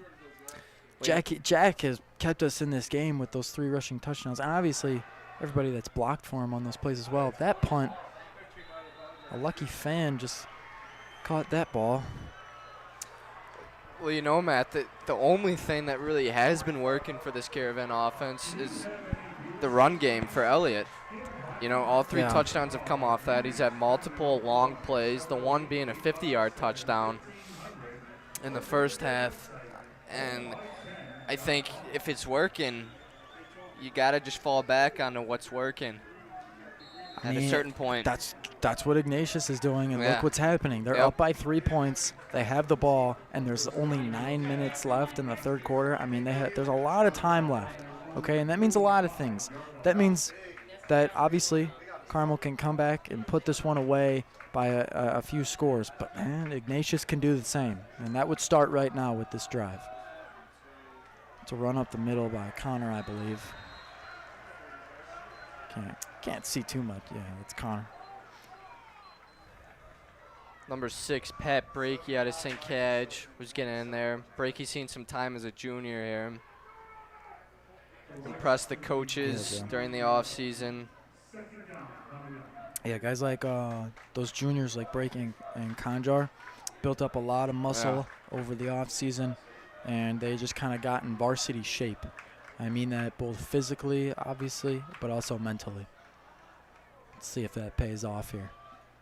Same formation, really nothing different. Oh, wow, they're just, I don't know, man. Christos, they're good at that. They're good at what they do. That's Ryan Russell on the carry there. It looks almost effortless. That kind of quick. Let's see. Just look right here on. Oh, we didn't. Okay. But on the next couple of plays, if they decide to do that again, I will try to point out how they're just so in sync in the backfield. And when you're in sync in the backfield, that helps when you decide to run some plays out of it. Definitely, Here we go. Matt. We got the music rocking. Johnny K just screamed. I don't know what that was. It's third down, but I think, yeah. Are they going to give him the first? Yes. I think they. Let's see. I think they just. Ref's talking it over. What's going on? That's enough for. Yep. There we go. They're moving the chains now. Moving those chains for the team that's currently up by 3. They're moving downfield. Oh, man. All right, Matt. We're in for one. This is a test. I'm bunkering down right now. Yeah. By now, I expected some guys to get some playing time and see the field that when they usually don't. That's not the story tonight. Ooh. I'm okay with that, though. Okay. Matt, talk about the sack master. Tristan Pusateri. Here we go, right here. Takes a huge hit on that. Boom. Ooh. Boomstick. Boomstick, I like it. Wow. In goes the dynamite. It looks like Madden. I said that last week. I kind of liked it, though. Yeah. Good comparison. Just hit sticks him right after the line of scrimmage. You got to love it. 2nd and 5. Ball is on the 38-yard line. The Wolfpack are, well, to be honest, they're charging down the field, getting deeper and deeper into Caravan territory. Shifting over the offense a little bit, which forces the Caravan to move. There we Pressure go. in the backfield is Ikwabike. Pass thrown away, incomplete. Joey Quinn was on the pressure there too, but it was really Roman that got there first. What are they screaming about? Number 22, Robbie Connor, the running back, a little shaken up. Coach. And he falls back down. Okay. There's some confusion here, I think, on kind of both sidelines. Yeah, it's interesting. Yeah, I don't Connor was the one who took the hit from the sack master just a couple plays ago, and I think it's starting to set in now. This is a good, yeah. Okay, and now, I mean, Coach Anto was out there talking about something as well.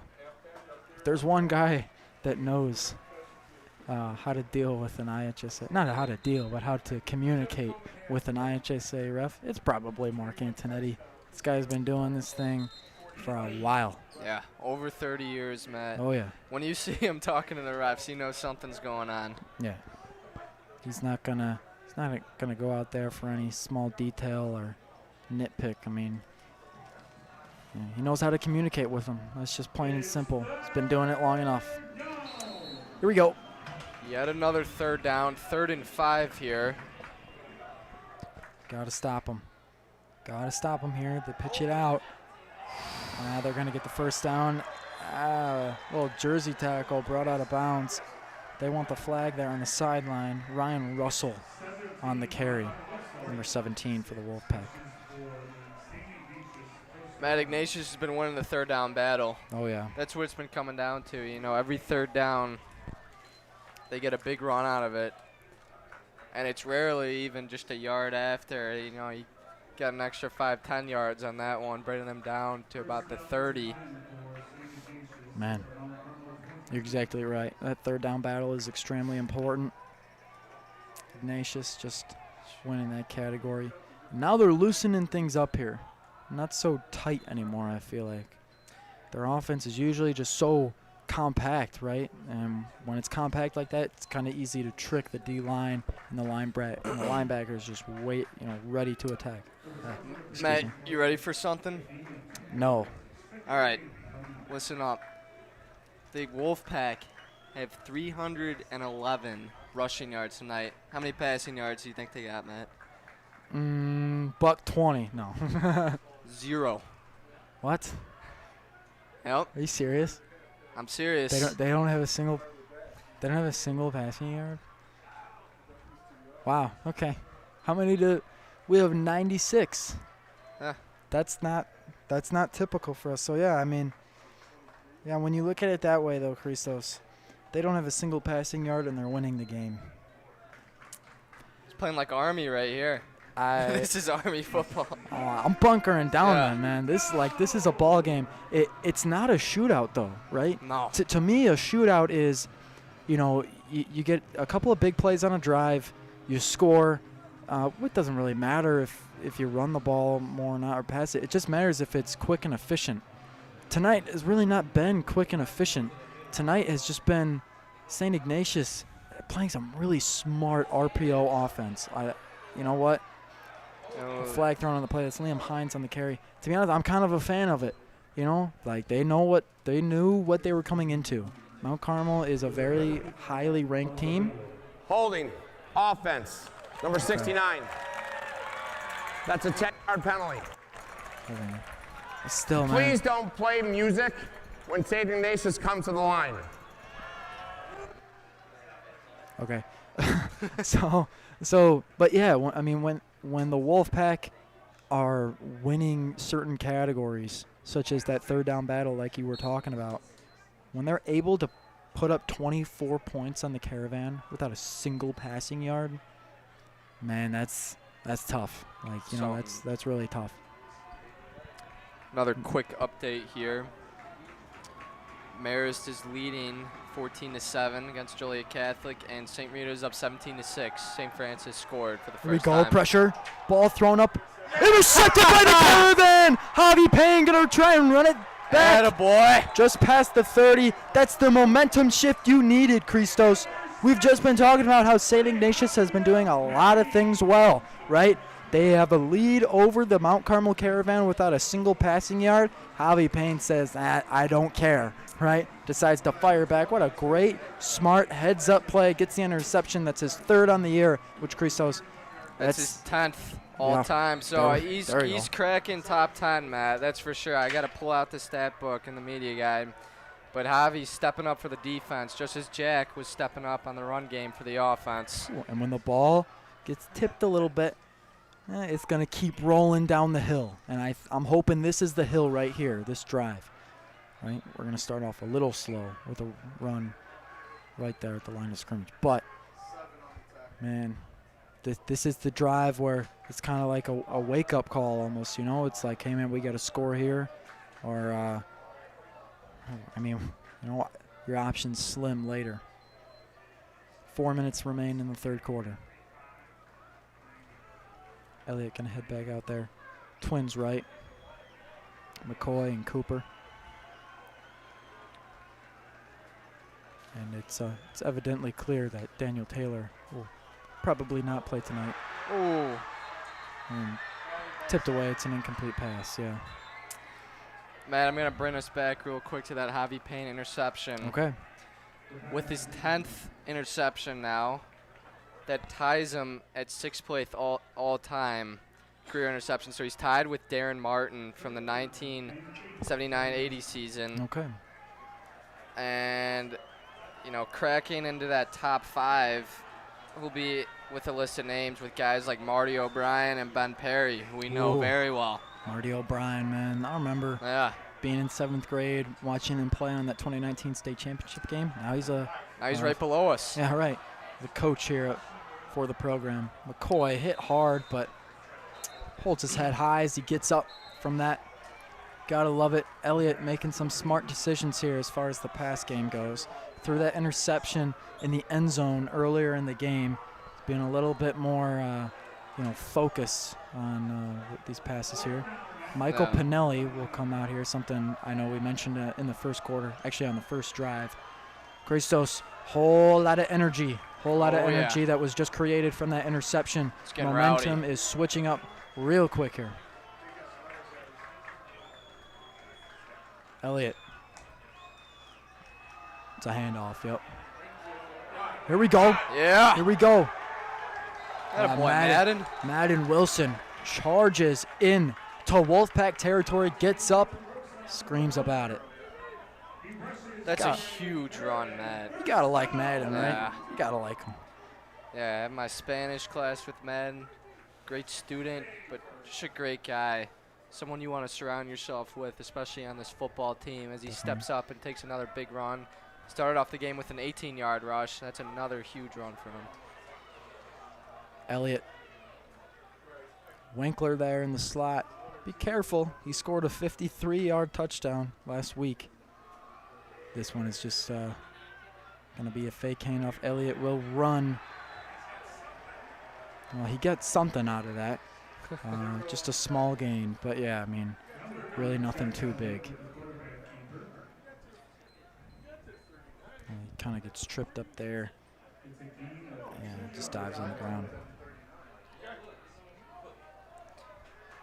All right, 2 minutes to go in this big third quarter. Elliott on the night, he's got 6 rushing attempts for 144 yards and 3 touchdowns. His longest run being for 71 yards. Dang. That's something, Matt. He's really he's been the glue tonight. And if there's been a night when we need glue, it's right now. Things kind of seem to be all over the place a little bit. They want a flag, they get it. That's St. Ignatius. Jack just throws it away. I think he kind of knew that play was over before it started. That'll be on Madden. Put the flag down. Offense, number 25. It's a 10-yard penalty. Sorry about that.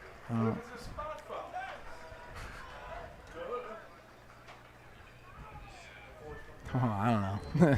Minute and a half left in the third. Yeah, so this will bring the Caravan back a little bit. Yeah.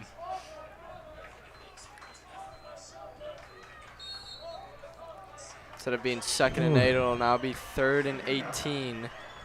Dang. Yeah. Or second. Excuse me, 2nd and 18. Yeah. Didn't lose the down. That's good though. That's good. Yeah. Okay. Talking a lot about this 3rd down battle. Wolfpack are 4 for 8 on a night. Caravan just 1 for 4. Elliott takes the snap. Pressure right away. Ooh, pass out to Madden Wilson. I got worried there that. Yeah, no, it's that. It'll just be incomplete. It was a dead ball right away when he dropped it. So now coming up, we have a 3rd and 18 situation at the 50-yard line. Javi Payne's interception is quickly kind of fading into the past, right? You got to make note of it. You have to take advantage of the opportunity that your defense gives you. That was a huge story last Friday against Nazareth, right? Yeah. One team would throw a pick, right, force a fumble or something, and then their offense would have to come out and they'd have to say, all right, thanks for giving us the ball, but now we've got to get to work, and that's truly where it lies right now. Elliott takes the snap, looking for a first. Here we go. Ooh. That's not great. Number 34 for the Wolfpack, Ethan Diascoto, I believe, linebacker. Yep. 5'11", 185 senior for the Wolfpack. Picks up his first interception of the night. So that's Jack's 2nd of the game. And honestly, it did not come at a time when the Caravan could really afford one. Not at all, Matt. You don't want to head into halftime losing to these guys. You certainly don't want to head into the final quarter of the game losing to them. Matt, this has been a year in the Catholic League unlike any other, or at least a start unlike any other. I don't even know what's going on at this point, you know. I mean, yeah, we haven't. We'll check up on those games in a little bit, but man, yeah, like it's crazy. Just all across the league, the city, our conference, things are changing very quickly. Maybe this is a moving year. You know, this is a year for some teams to prove their worth. But I don't know. Yeah. Well, I'll tell you what, Ignatius has proven why they moved up to CCL Blue this year. Absolutely, yeah.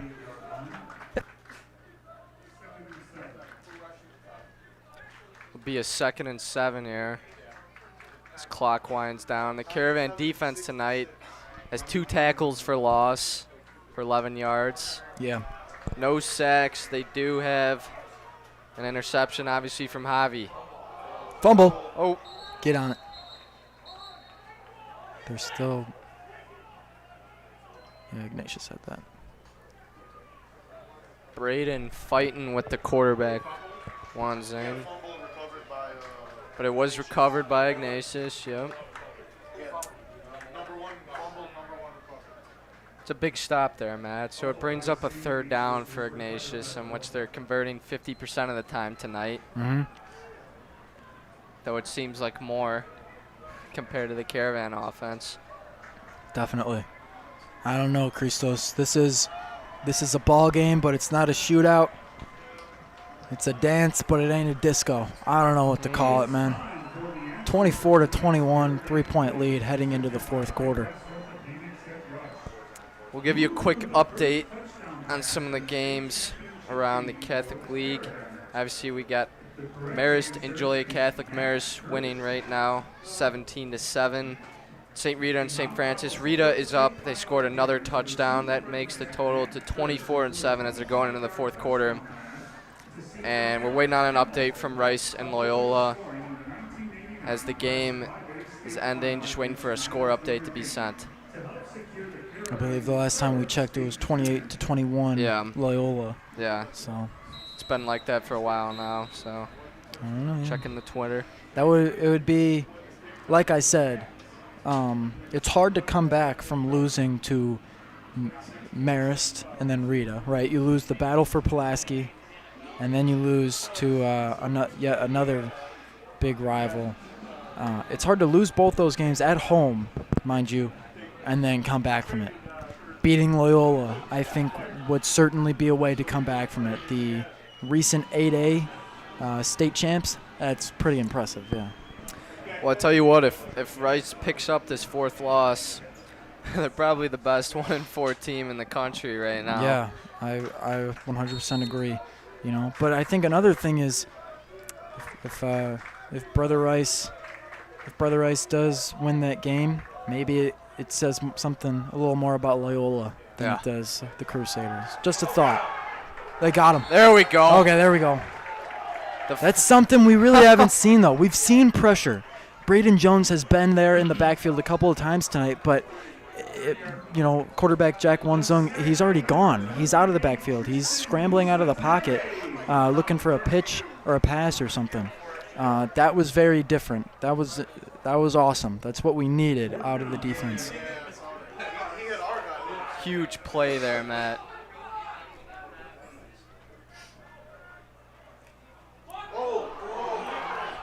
Ball way back there in the end zone. What are they? Let's see. It's called I'm getting a safety signal from one ref. I'm getting a safeties. Okay, hold on. I saw him put up. Let's look at this play. Signal. Yeah. So look, it was a bad snap. The ball went way back, bobbled into the end zone, and then the Caravan, I think, tried to recover it. They tried to recover it in the end zone, but the ball went out of bounds, which would mean yes, this is a safety. Went over the punter's head, or went in the end zone, or out of bounds. The result of the play is a safety. Yeah. Okay. So that's exactly what happened. It was a snap over the head, bobbled into the end zone. Our guys, especially Javi Payne, was right on the ball. I think he jumped on it, but when he jumped on it, the ball must have hit right on his helmet, and it just shot right out of bounds. So that is a 2-point safety.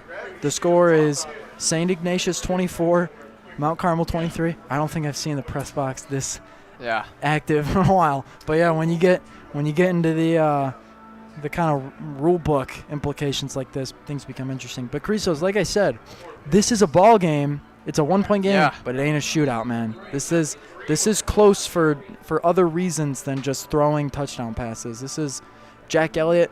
You know what? I guess I'll summarize it like this. Tonight has been a story. There's a lot of just intricate chapters that you can dive into.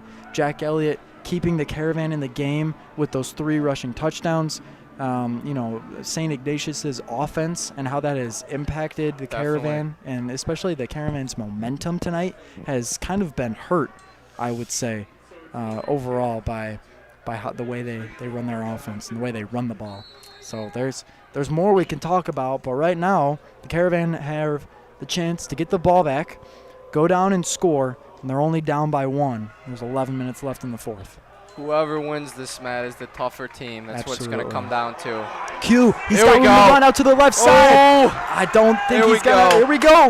Running it back. Touchdown, Caravan, baby.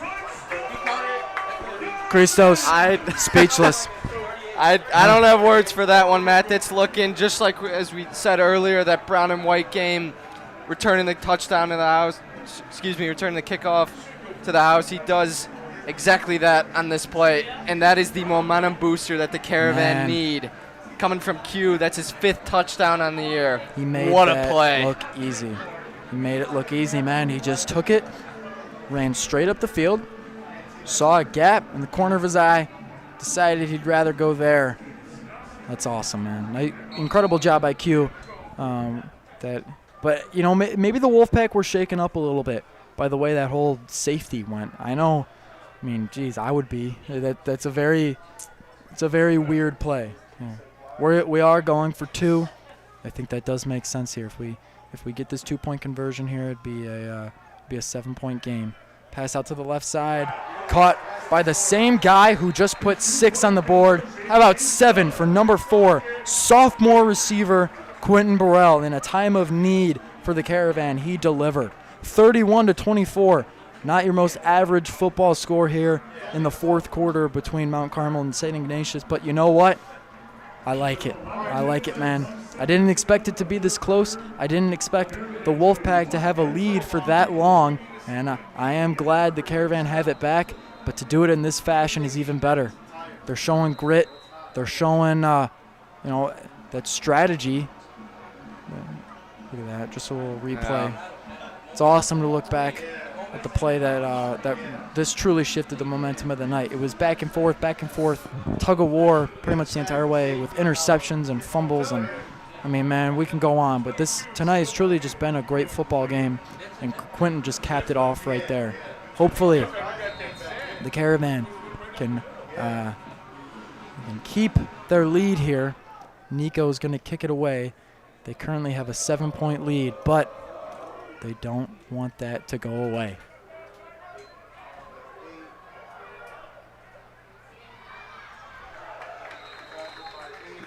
Nice hit there by number 6, Pat Brakey. Yeah, that was him on and the kick. JB8 on there. But yeah, a quick score update. Loyola did finish out that game at Loyola. This is their first year experimenting with these Friday night lights. As they previously could not. They had to have all their games on Sunday afternoons. So interesting to see. Yeah, it is very interesting to see. I agree, Christos. Loyola, I think for the most part was kind of they really liked playing on Saturdays. They liked playing with the daylight out, and but man, for me, Friday Night Lights, that's just where it's at. And so for Loyola to be a powerhouse right now and get those, that's awesome. It's perfect. Definitely, Matt. So that puts Rice at 1-3 on the season. It's going to be a tough one for them for the rest of the season. I mean, especially with state playoff rankings now, their seeding and that bracket. It's going to be a grit match for the rest of the season. Definitely, yeah. Here we go. Great defensive up. Sorry there. Yeah, that was Stephen Winkler on the tackle there. He took nothing from them. Great tackle, just hooks under his legs, brings him down.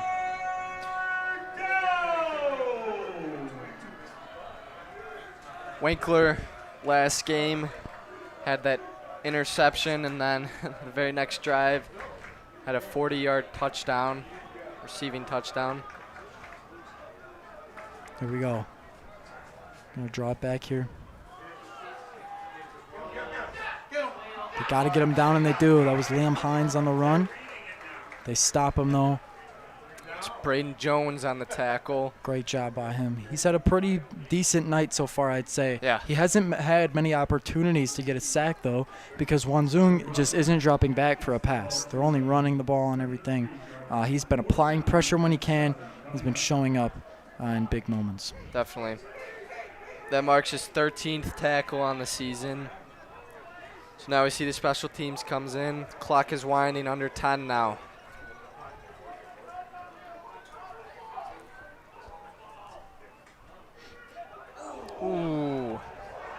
Here we go. Oh, that was tipped, Matt. I Yeah. think that just might have been tipped by Well, Javi. I mean, helps us, right? Definitely. Still back in our own territory. Nothing too big happened, but we're only about 5 yards away from knocking on the Wolfpack's door.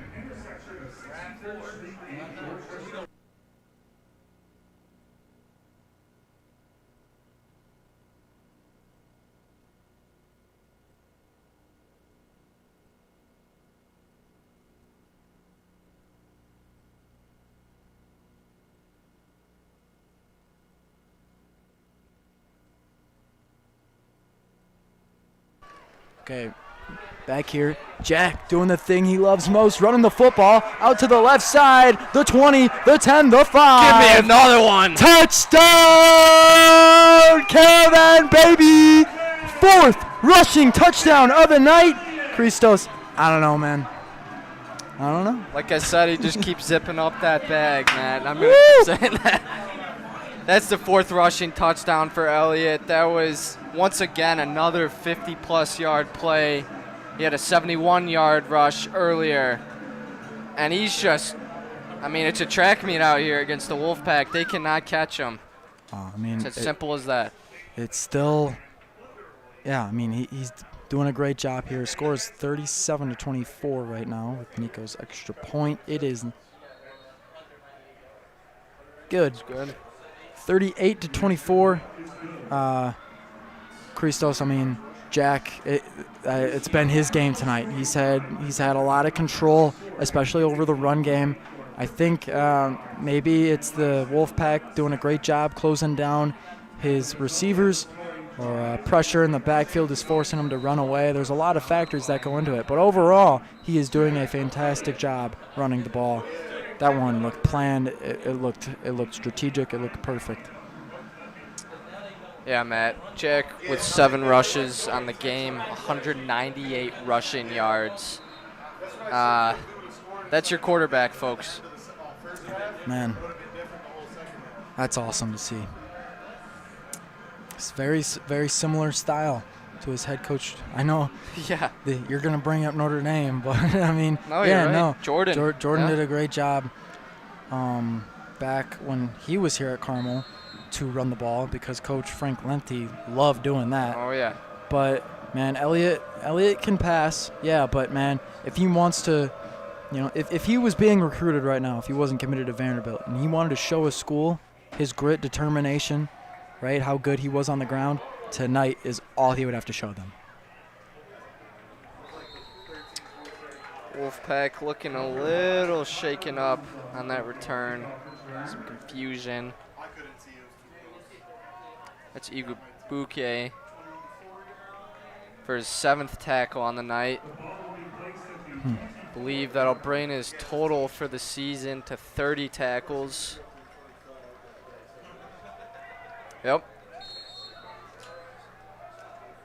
So here we go. Caravan defense back on there. Seen some play from number 33. That's Gabe Spencer, the junior.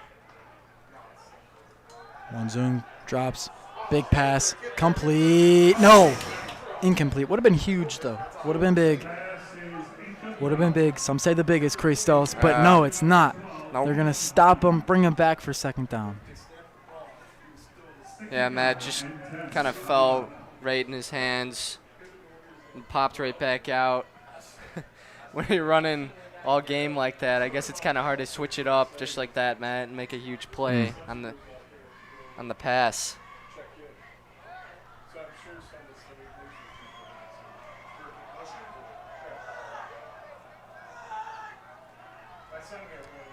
A lot of talk here. Muha trying to get the command from the sideline. Here we go. Here we go. Another pass, slinging it downfield. He didn't really have a feel for it. He threw it too far, and you know what? He probably doesn't have a feel for it because he hasn't been doing it all game. So he's got the arm. Of course, he's got the accuracy. Just when you're not doing it consistently enough, it might creep up on you. That's number 14, Michael Mundo, on the target. Una's a versatile player. He can play both, tight end and wide out. Good blocker. 6'2", 200 frame. But Ignatius is looking like they're in panic mode right here, Matt. You know what? Yeah, when you're throwing it downfield like that, it does show exactly what you're saying. Excuse me. Liam Hines right there just stuffed again. Coming up 4th down and 9 maybe? 8? So, yeah, this is going to be a tough call. Yeah. You don't want to punt it away because now you're down 38-24 after a very good turn of events and just series of downs and plays for the Caravan. Wolfpack do have all 3 of their timeouts left. There we go. See, pass out to the right side. Incomplete. Just out of bounds. Stop them on 4th and 8. It's going to be the Caravan now that have the ball in St. Ignatius territory. Christos, things are going our way. And but honestly, I thought this would be happening earlier on in the game. It's obviously okay that things are going on now. You see Daniel Taylor there. We'll get into that in a moment. But 7 minutes, 40 seconds remain in the 4th quarter. 1st and 10 for the Caravan. Yeah, Matt, this reminded me a lot of last week against Nazareth. Very close game going back and forth. And then that 4th quarter, the Caravan just kind of blew open the door. And that score, 56-33 or whatever it was, is not a good reflection of how good that game was. Oh, yeah. I mean, it was tight the whole way. It was close. It really didn't start to – it stopped being a shootout when Winkler got that interception because the play before is when he got his 53-yard touchdown. Definitely. So – right, that's Winkler kind of stopped it all, to be honest. He scored, came back, stopped them, and he just stopped them, the momentum and everything.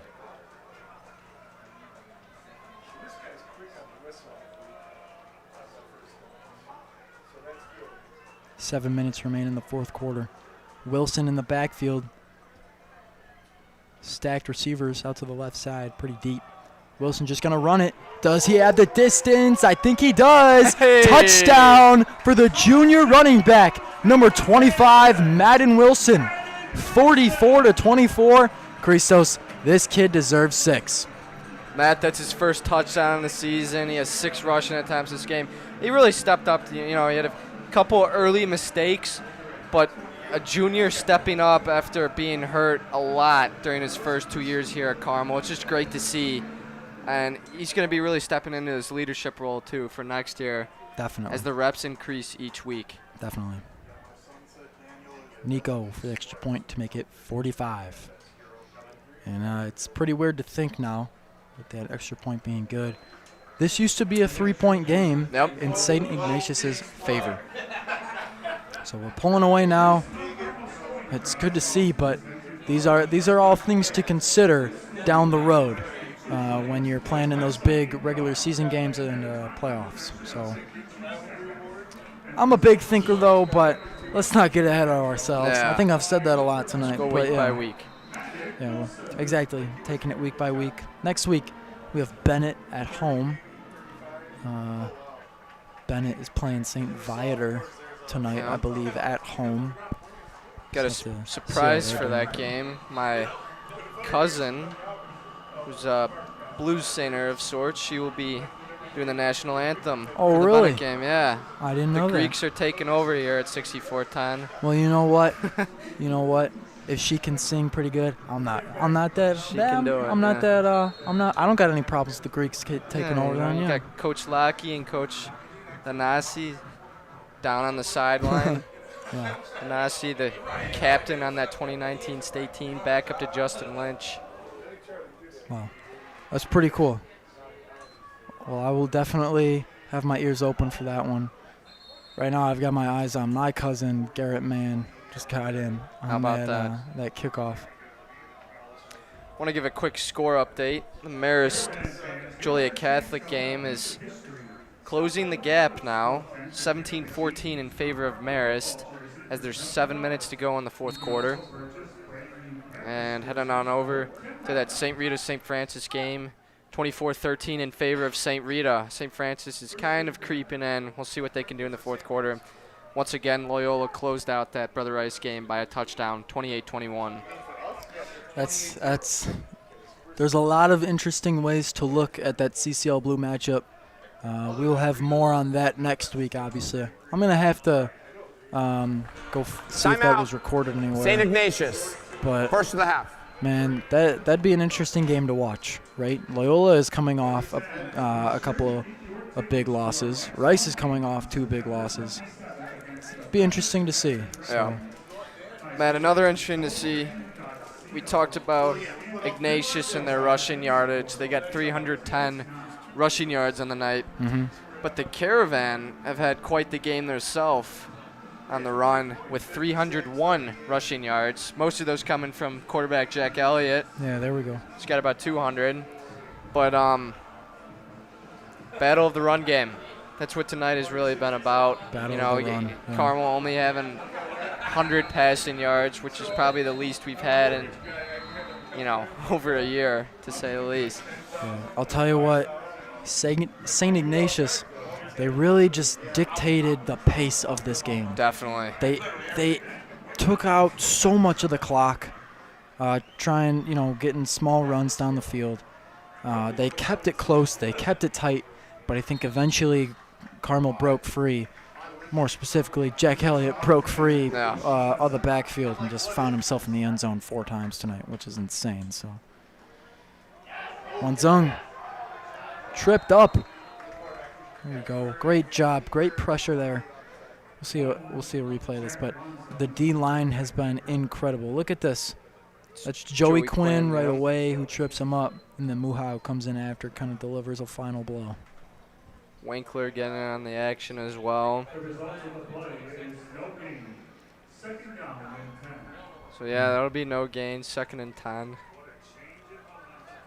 It's been something, man. Yeah.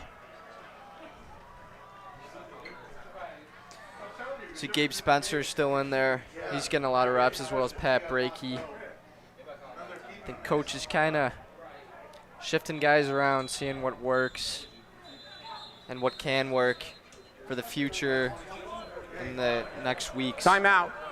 St. Ignatius. It's their 2nd and a half. He has a concussion.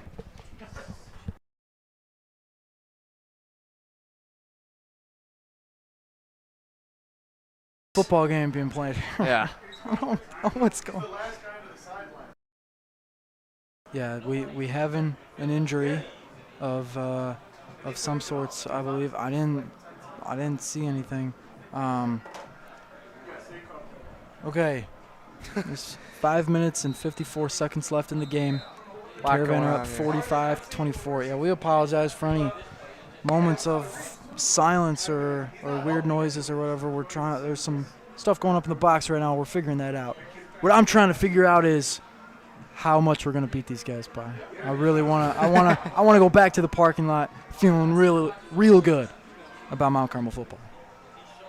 I'm all for it, Matt.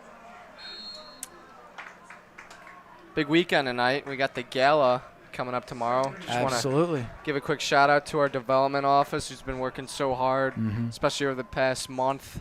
Guys like Mr. Demas, Mr. D. Flippo. I know those guys. Mr. Ferguson and Mrs. Orwanka, who's kind of the heart and soul, the cheerleader of sorts for this Caravan team. She travels with them everywhere. She's active on the social media. She does a lot for them, and especially with recruiting. She runs the Orland Park club team. I think it's the Pioneers, where Jack Elliott came out of, and a lot of other guys. So a lot of credit to her for both football and the gala. Yeah. I think the best part about her is she cares. It's very. That's a great pass, first down for St. Ignatius. But incomplete. Never mind. Okay, incomplete. That will not be a first down. See that Excuse replay me. there, Matt. I thought he got the right foot down first and then kind of tapped it with his left, but he was out there. Okay, he must have touched the white. But yeah, back Mrs. Orwanka. But, best part about having a conversation with her is that it's clear she cares about high school football. Oh, yeah. And anything high school sports related, she loves it. So Cares for the kids. Yeah. and she probably loves the fact that Jack came to play here too. She's probably a big part of that. Yeah, she's seen him develop. So Big stumble there for Woon Zane. Kind of falls down. Braden taps him as he goes down. Yeah. And they're just kind of falling apart here as the clock is winding down. Right. About to go under 5. And Christos, the Caravan could definitely be in their position right now. If not for guys like Javi Payne that stepped up with an interception on defense, and let's face it, Jack Elliott keeping Mount Carmel in this game with his rushing yards and rushing touchdowns, man. But another big one was Q's return to the house. Absolutely, yes. Absolutely. About that with Quentin, that got us 6 points, but it also just got the building back alive. You start to hear cheering more, and I don't know. It gave you this sense that okay, we have the lead now. Things are looking our way. Yeah, I 100% agree. That was a momentum shifter. Now we're going to see the younger guys get in with some reps, I think.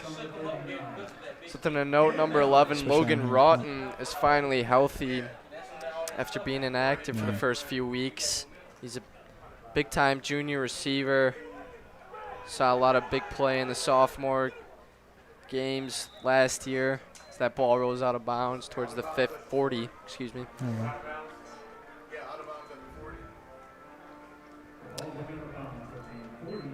Something else that's big for tonight, Matt Muha. He's got 11 tackles in the game. Dang. Okay. Big number. Igor Bouquet shortly behind him with about 8.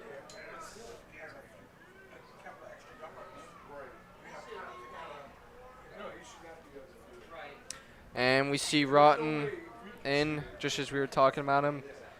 You're going to throw him out there deep at the X. As well as another Dowling, Blaney's little brother, Emmett. It always feels good to say this, but Dowling sets his offense, hands it off up the middle. That's 22 from the Caravan. It's DeRosa. Yeah. Yep. Yeah, Luca. Younger brother to younger brother, right? Feels like just yesterday we were calling Blaney and Enzo. Man. It's interesting. Yeah, Blaney's out there at Eastern. I know that's who Northwestern played in the game in which Jack Lausch got his first start. Right. He's working his way up the depth charts, too. Yes. Blaney is. Yes. Yeah. It's great to see. Dowling, right up the middle, going to run it. Looking like a true Mount Carmel quarterback. We haven't seen much out of him this season, to be honest. I know when Jack had those cramping issues week 1 against Hun, he got in for about 1 or 2 plays. Not much happened. His quarterback rating is still at 0. So for those plays he got in, he didn't really do much. So now we see a new offensive line come in. We'll go down the line for you. We got James McCormick, Buka Odeluga, Matt Urban. Get to the rest of the guys after this play. Dowling hands it off to DeRosa. Luca gets the first down. Just enough, actually. Gonna move those chains. 2 minutes, 40 seconds remain. Ball's at the 49. Going back to that list, also Ryan Milnicki and Big John Jones. Big John Jones at, what is he, about 6'6", Matt? Let's see what this roster here says. Might say a little more. 6'6", 315. Okay. Yeah, he's big. Yeah. Dowling. Twins left. Takes a snap. It's a quick pass. Ooh. Oof. And everybody wanted Marty Mann to catch that. Yeah, would have been St. John Fisher to St. John Fisher right there. Take a look at who else we got. We got Jake Carroll, number 19. The junior. Number 81, Austin Casmain. Of course, we can't forget about number 84, Tremaine Dockery out of Sutherland Elementary. He was my Complimentary. He's my shooting guard on the court there, Matt. Help me out. Winning a 6th grade basketball championship at Hale Park. Here we go. Big piece on defense. Motions over Luca. DeRosa still trying to find a gap and hit it. Brought down after a short game. Odeluga, number 69, he's the younger cousin of Kanana Odeluga, who is a starting linebacker at the University of Illinois. He's coming off some injuries, but they're slowly putting him in more reps. He kind of came in at special teams.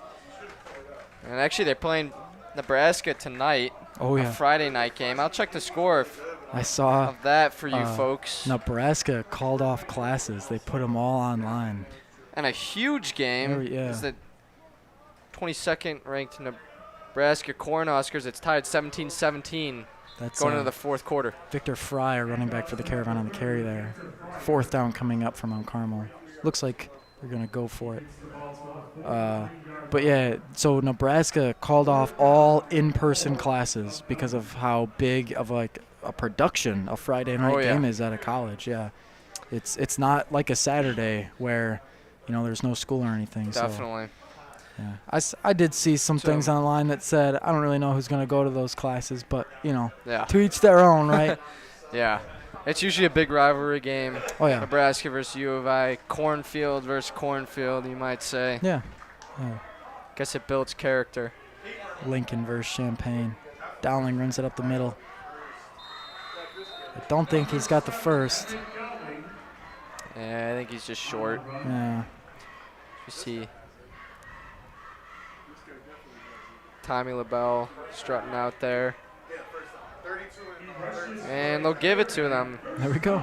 Okay. First down clock is ticking, though. That's what that means, not that they placed it. First down for the Caravan. Dowling's still out there. Elliott has had a night. Let's see if Emmett can do anything here with time running out. Takes the snap. 7. Hands it off to 30. Fryer. Yeah, gets tackled pretty hard. Stays in bounds, though. That will be the game, though. 5, 4, 3, 2. You take a sigh of relief there, folks. The Wolfpack did not score in quite some time. Some time there, Christos. Final score here, Mount Carmel 45, St. Ignatius 24, in a huge rivalry game. It was the Wolfpack that set the pace in the first half, took the lead at halftime, and the Caravan they struck back, took the lead, and in a big way. The kickoff return by Quentin Burrell was huge. It did a multitude of things for the Caravan. Overall, a great performance by the team tonight, but man, that first half is something to take note of, I guess I'll say. There are a lot of good things that happened and a whole lot of things that went wrong for both teams. That was the first CCL Blue matchup of the night, for the season for the Caravan, and they take a win. So after the whole thing shakes out, Loyola is going to move up a little bit. Rice and Ignatius will move down. So I think things are starting to fizz out more. Carmel and Loyola really standing on top. Here's some replays going on from tonight's game. And you know what, Christos, if I'm being honest, tonight was a great performance from Jack. Yeah, Matt, obviously Jack was the big key of this game, but I think it's important to see that you find a way to win no matter what. Absolutely. And if it's that run game that works for you, then go get 300 rushing yards, be my guess. But finding a way to win when nothing else is working is probably one of the most important parts to being successful during the season, especially going as playoffs come around. Yeah, I really want to dissect this entire game, which maybe I'll do on Shoulder to Shoulder, our weekly sports update podcast each year. But for right now, we're just going to talk about our upcoming games we've got going on. The next football game we've got going on is here at Barta Dowling against Bennett Academy. Next soccer game is against DePaul College Prep. That is going to be a big one. The football game, obviously, next Friday at 7:30. Soccer is on October the 3rd, so that is the week after. and that one kicks off at 7. As for things going on here at CBN, our next broadcast will be that football game against Bennett, so just stay tuned for that. We've got a lot of things prepared for that Week 5 matchup. Christos, we could sit here and talk all day long about how the CCL Blue is going to be affected by tonight's performance from both the Wolfpack and the Caravan, but we got to go home. It was a great night of football. It was honestly a great night of overall from both schools. I love rivalry games like this. This is why we do it. Folks, thank you so much for tuning in, and good night, Chicago. So long.